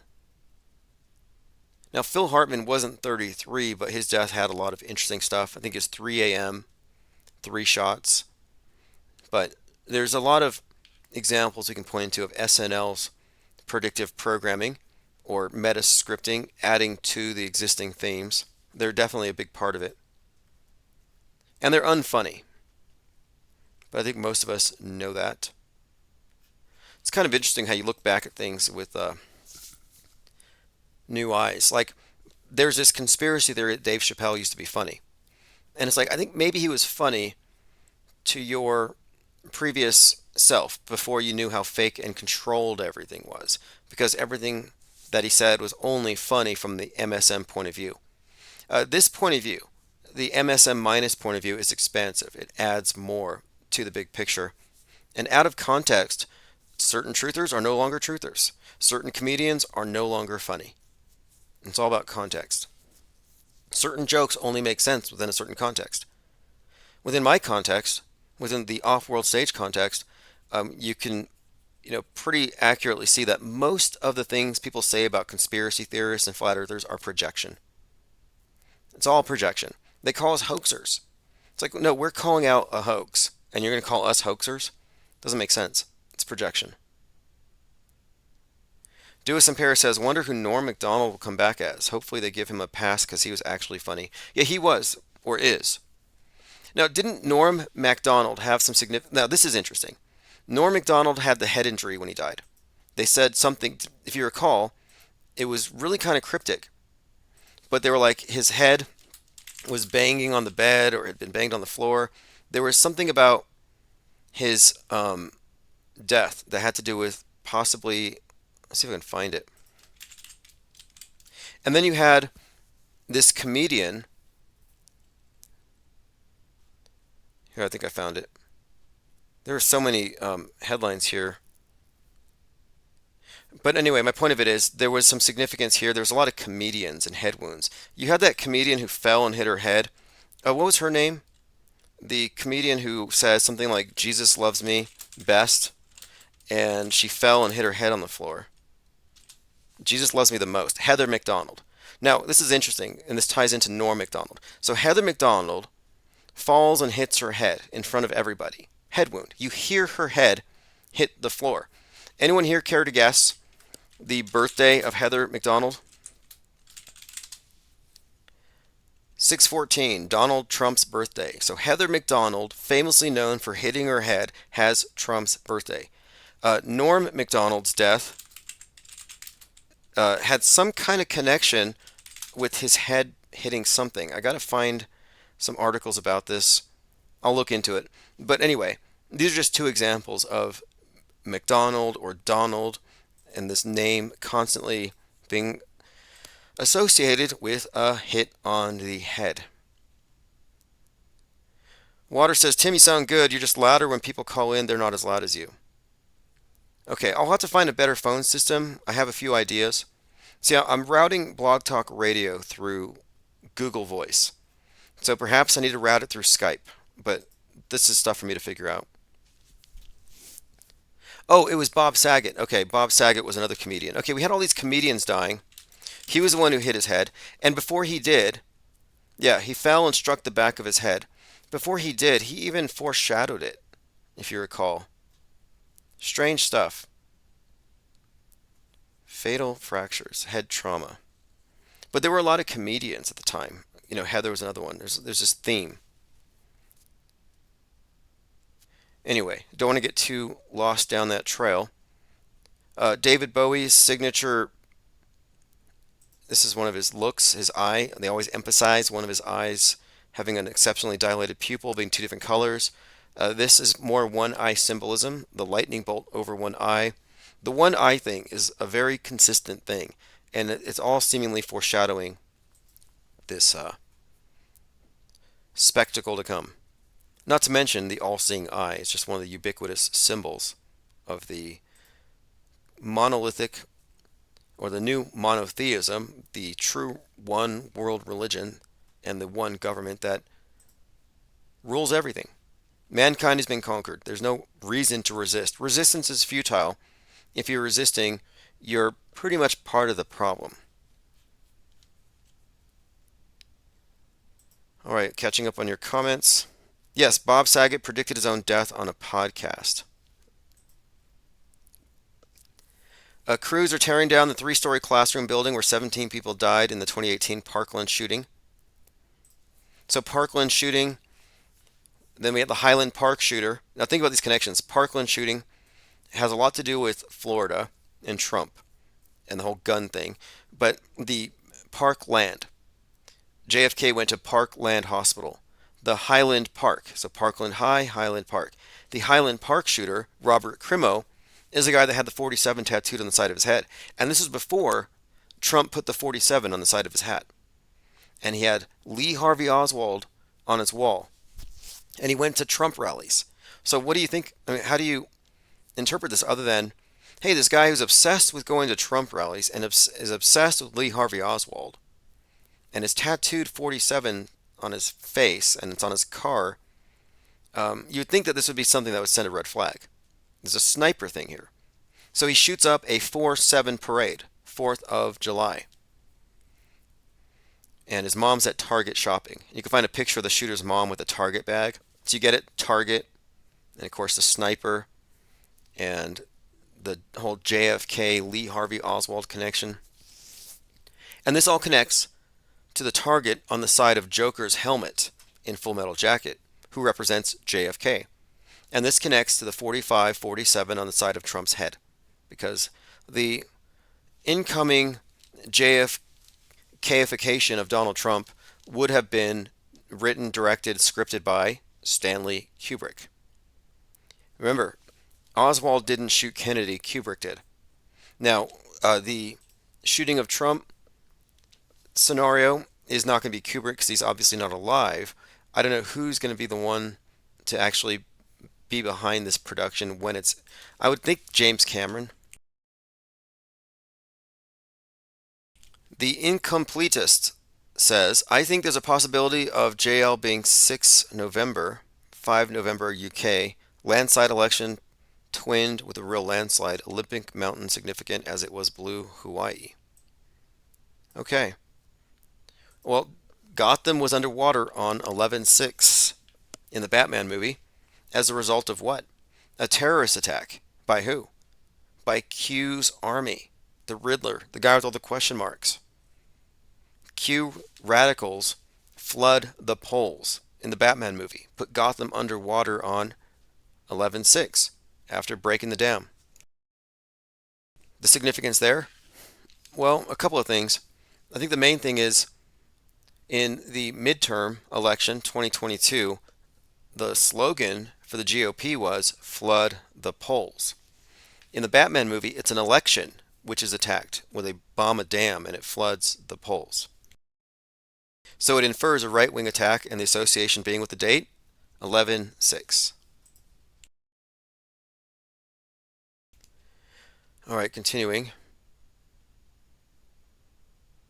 Highland Park in Illinois. Highland Park is a neighborhood in southwest Seattle.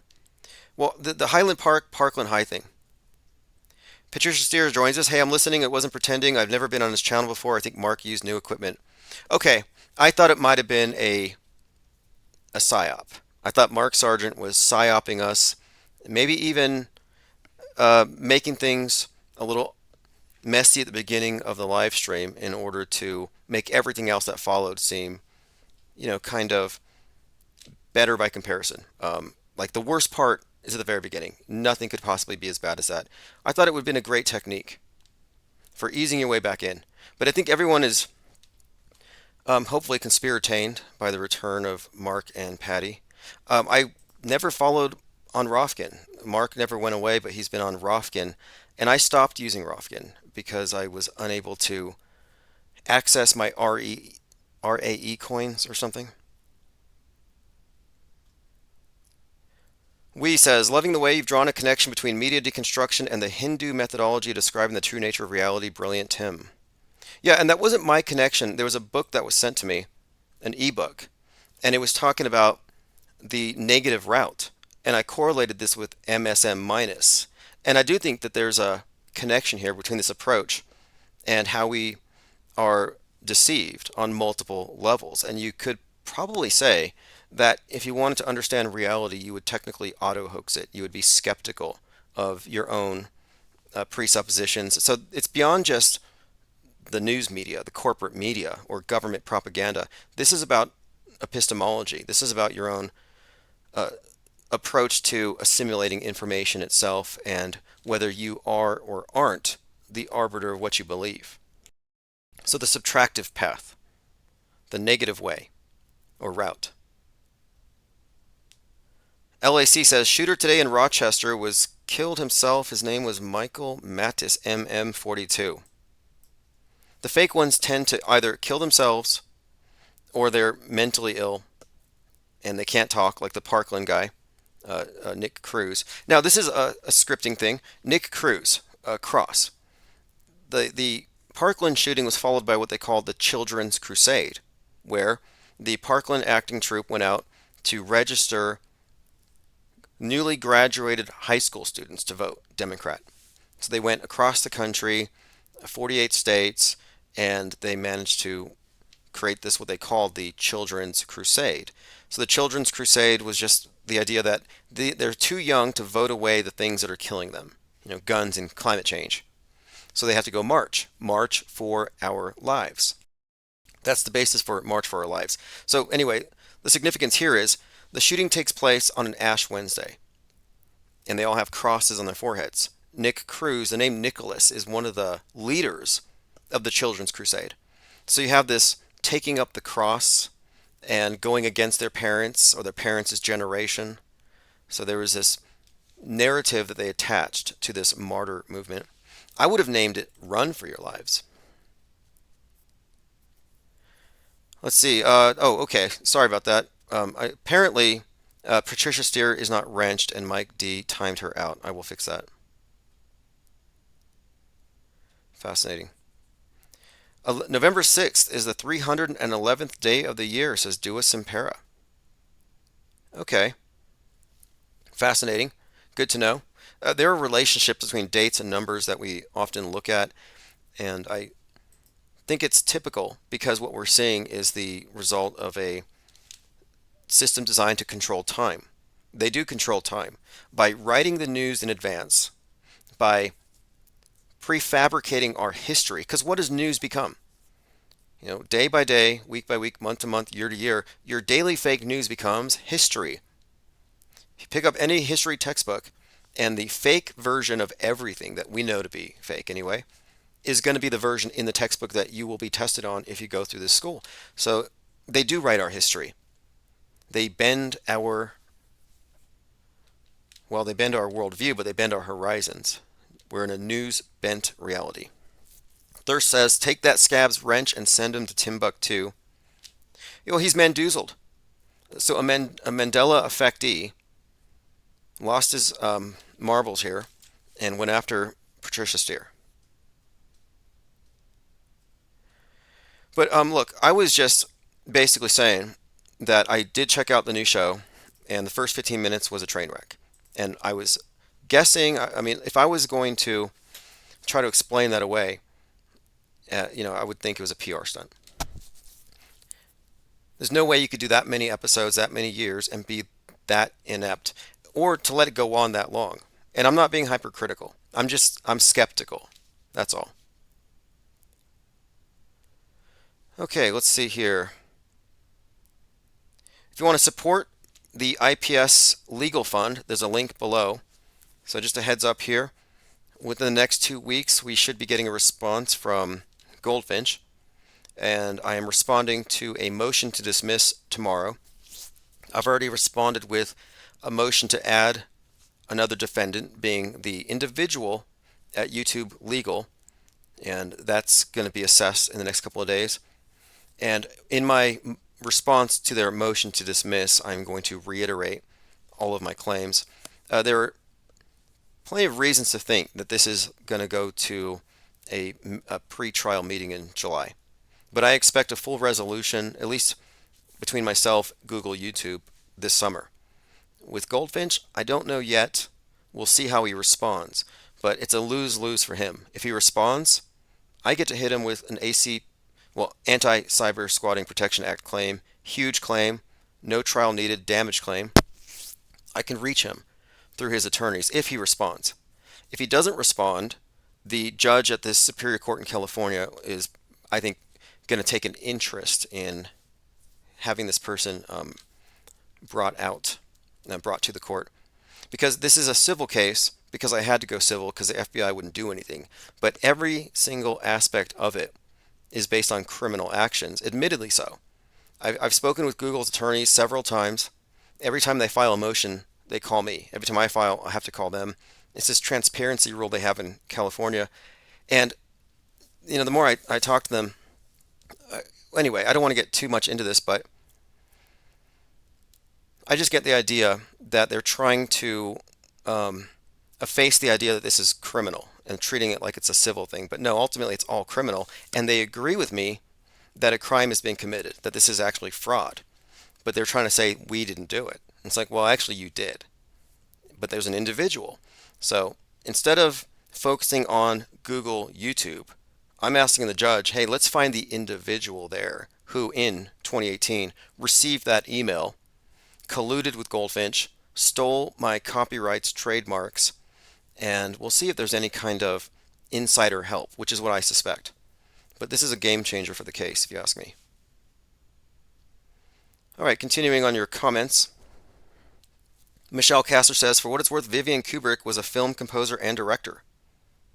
She's also a Scientologist, which is interesting considering, Kubrick, Tom Cruise, Scientologist, Kubrick, NASAtologist. NASAtology, Scientology, two scammy space religions. One has better celebrities, the other has better special effects.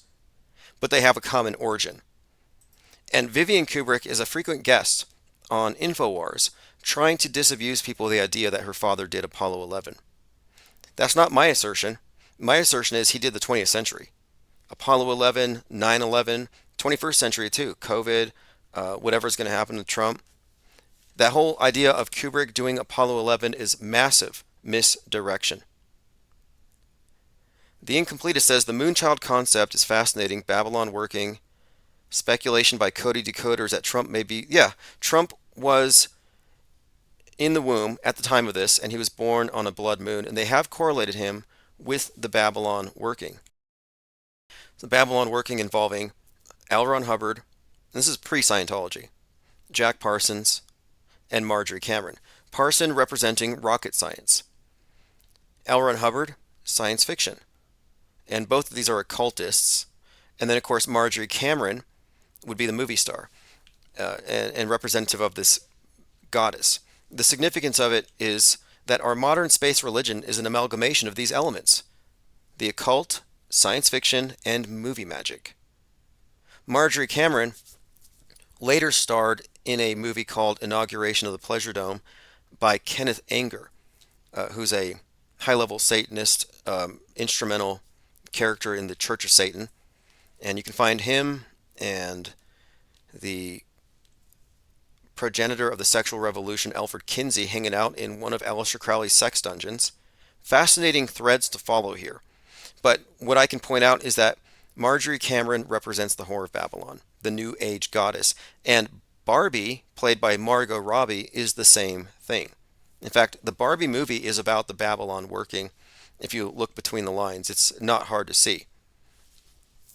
We discussed that at length. Even the color pink, Barbie pink, it all has to do with Thelema, the occult, the Holy Grail, the goddess. Dewis in Paris says, a YouTube employee, don't let them use that person as a scapegoat. Well, here's the thing. Someone in their legal department. And having a physical person attached to this crime means that the company itself is responsible. So we want to get that person. It's really sad that they're trying to act like they're not responsible. I thought they would just take responsibility. In fact, I kind of thought they would apologize because the evidence speaks for itself. It's irrefutable. Nobody disagrees on the essential facts. I thought, hey, there's no disagreement here. We're all in agreement. A crime has been committed. And they asked me, do you want to drop this? I'm like, what are you talking about? I want it to go to trial.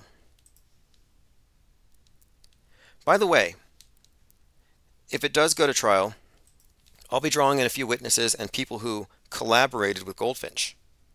One of them is a serial harasser troll targeting Patricia Steer, interestingly enough. And I figured out who this person was. He lives in Sacramento.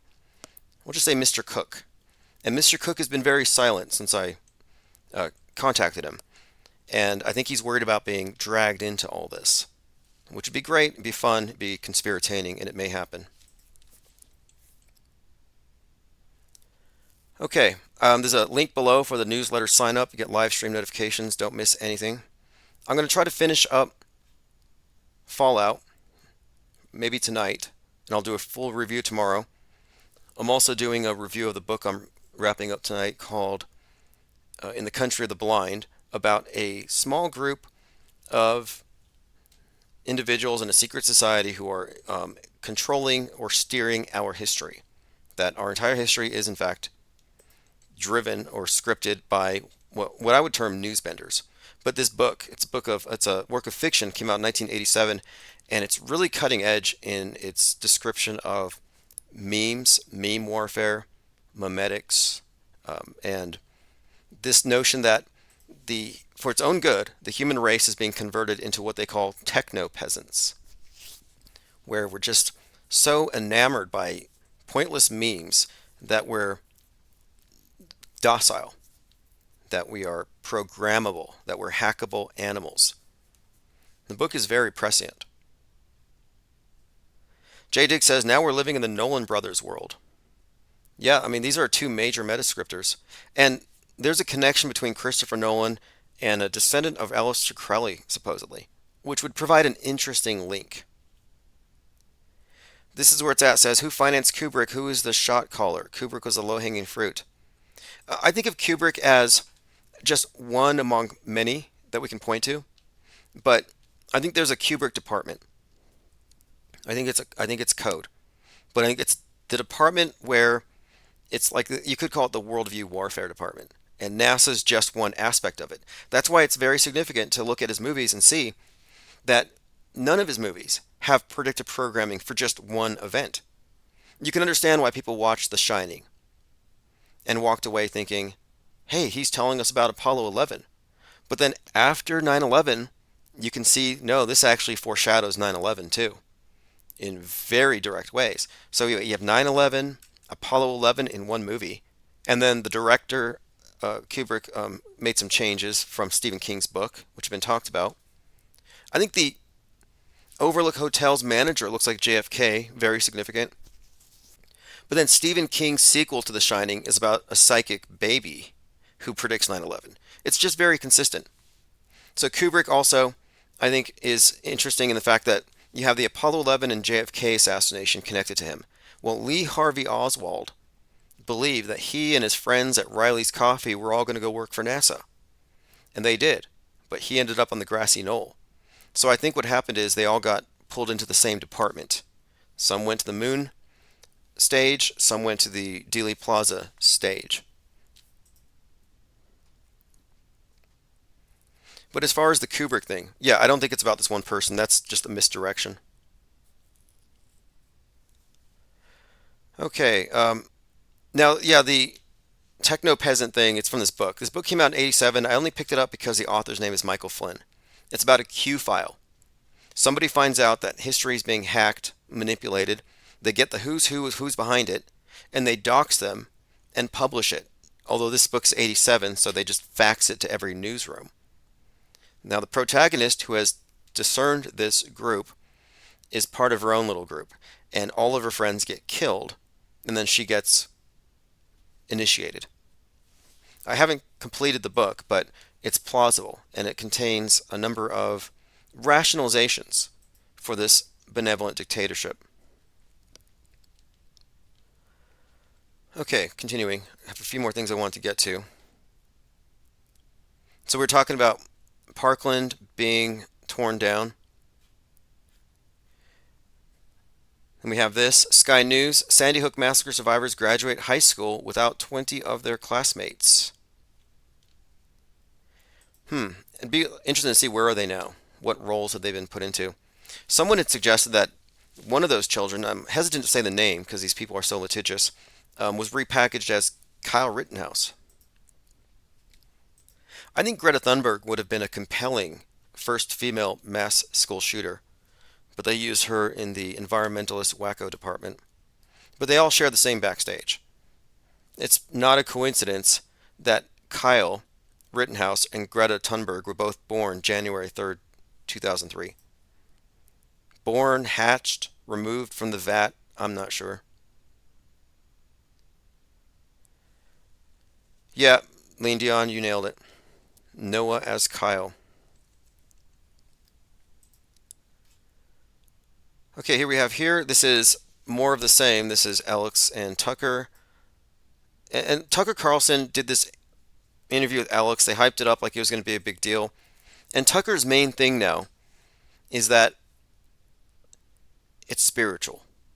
That the aliens are evil, the government's in touch with evil, but it's spiritual, good versus evil. This has been a reoccurring theme, and it's like a meme for the far right.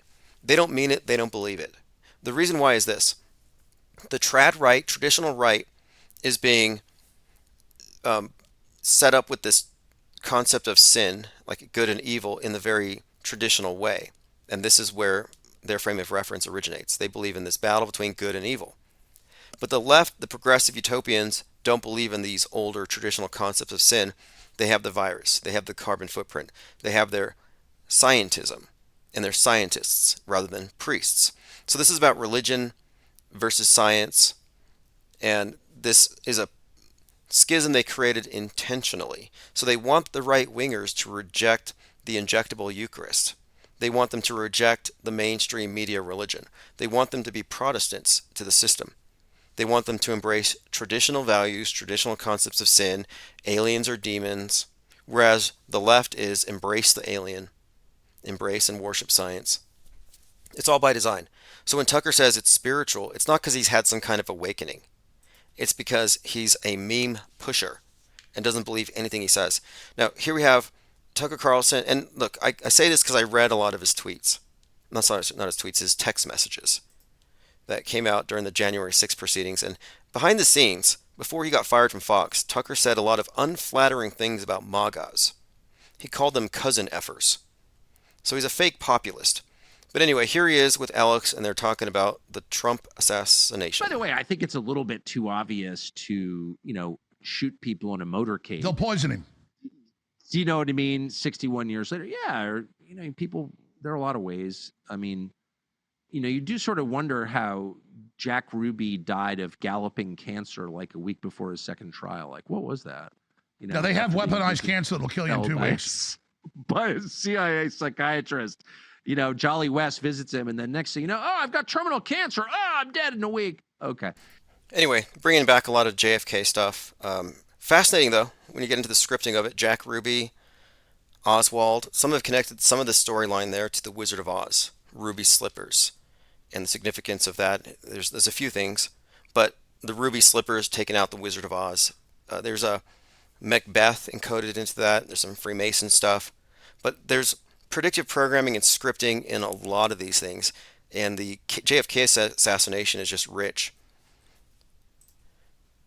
Patricia Steer says, Mark fixed it on his channel. Good. She says, I'm starting my channel again. I'm not a Domer Christian. Basically, an auto hoaxer who knows it's not a globe. Yeah, I think shape agnosticism is the only defensible position. And if you're going to go with the model, it's kind of incumbent on you to test it. So, like if I was a hardcore domer, I would be making my way south. I'd find evidence for it. I'd bring back dome glass. And that's just because the status quo matters, even though we know that they're all deceived. We're outnumbered millions to one. And if you want to overturn that, you have to provide something to counter or debunk their essential claims. And it's going to get more difficult because people are visually illiterate and the special effects are improving, where it's going to be impossible for even the most discerning video editor to know real from fake. This is why it's not even about knowing special effects or CGI or editing, but it's about the philosophical approach to media itself, like as in your assessment, your basic assumptions. Is the screen a window to the world to inform me, or is it a filter to conform me to a worldview? Then you have to separate the worldview from the physical world. The physical world and our internal concept are two different things. The map is not the territory, but they get us to live in the map. And that's the purpose of the immersive illusion of media, video games, entertainment, indoctrination, Psywar, is to keep you immersed in the map, in the simulation that they control. And then they get you to confuse it with the real thing. And as long as nobody tests where there's discrepancies, nobody would know. And when you notice, oh, there's a discrepancy between the real world and the internal concept that we're supposed to believe in because it came through the screen, well, they call you a conspiracy theorist.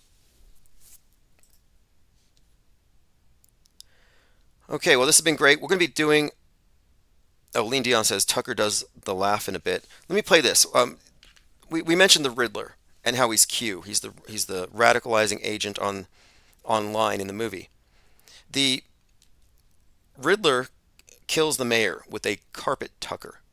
It says his weapon is a tucker. If you buy a Riddler toy, he carries a tucker. And Tucker Carlson was blamed for a number of mass shootings and hate crimes. Tucker sent the Buffalo shooter. So there's been this connection. So I've identified Tucker with the Riddler.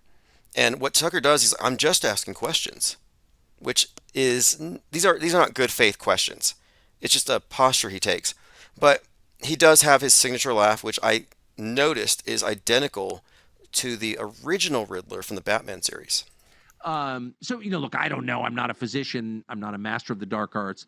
But I don't think like shooting people in public is, it's a little bit obvious at this point, but there are lots of ways that, like, honestly, if you think this is a spiritual war and you're not saying prayers every day, then you don't really think it's a spiritual war, do you?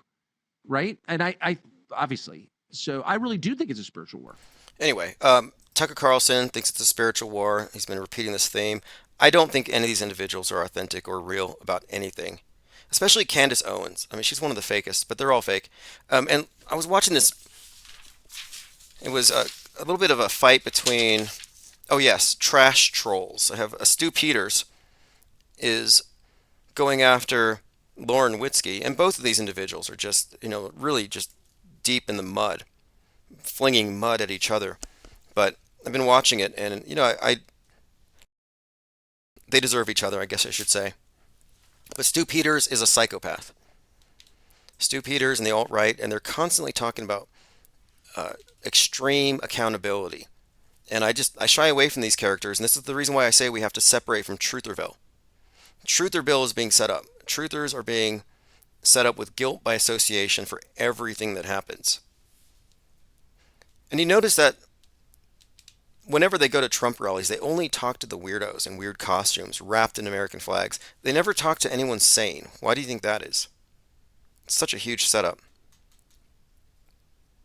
Mark Johnson said, I watched a car video. It turned out to be a graphics demo. It took me 20 to 30 seconds to realize. Yeah, see, exactly. Exactly. It's just getting increasingly difficult.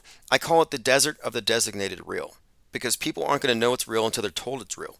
After 10/7, that whole quote war had no impact because nobody believed the other side's propaganda, and it was mixed up with video game stuff. It was mixed up with videos declared fake, and then later they did corrections and like, no, actually this is real. And then I'm looking at the stuff objectively, and I'm like, well, you have these dead kids lined up like sardines. Their mouths are closed, their eyes are closed. Sorry, if you get bombed or you get killed in any way that involves trauma, um, you're not going to look like that. One, your body's not going to look like a sardine perfectly just sitting straight or laying down straight, arms by the side. They would be mangled. But what's more, when you die, your eyes and your mouth are open. They stay open until you sew them shut and glue them shut. You sew the jaws shut, glue the lips together, glue the eyes shut, or you use the insert and you close them. My point of it is, they don't just close. In fact, I was referencing that movie, A Man in Full, and in the ending scene, the character who would relate, or yeah, I think he would relate to the Obama character, he closes the dead Trump character's eyes because he's dead on the ground. That only happens in movies and psyops. Although after I called this out, they had this very conspicuous scene, and I use that term advisedly, where one of the mourners picks up a dead kid and runs around in front of the camera showing it off, which is grotesque and sick in itself, and the eyes are wide open. But it's clearly a doll. Like, I think they listen to us. I think they listen to the cutting fringe to improve their game. I really do. I think that this channel is the reason why that terrible movie ISS didn't have any hair floating around, because they knew we were going to compare things.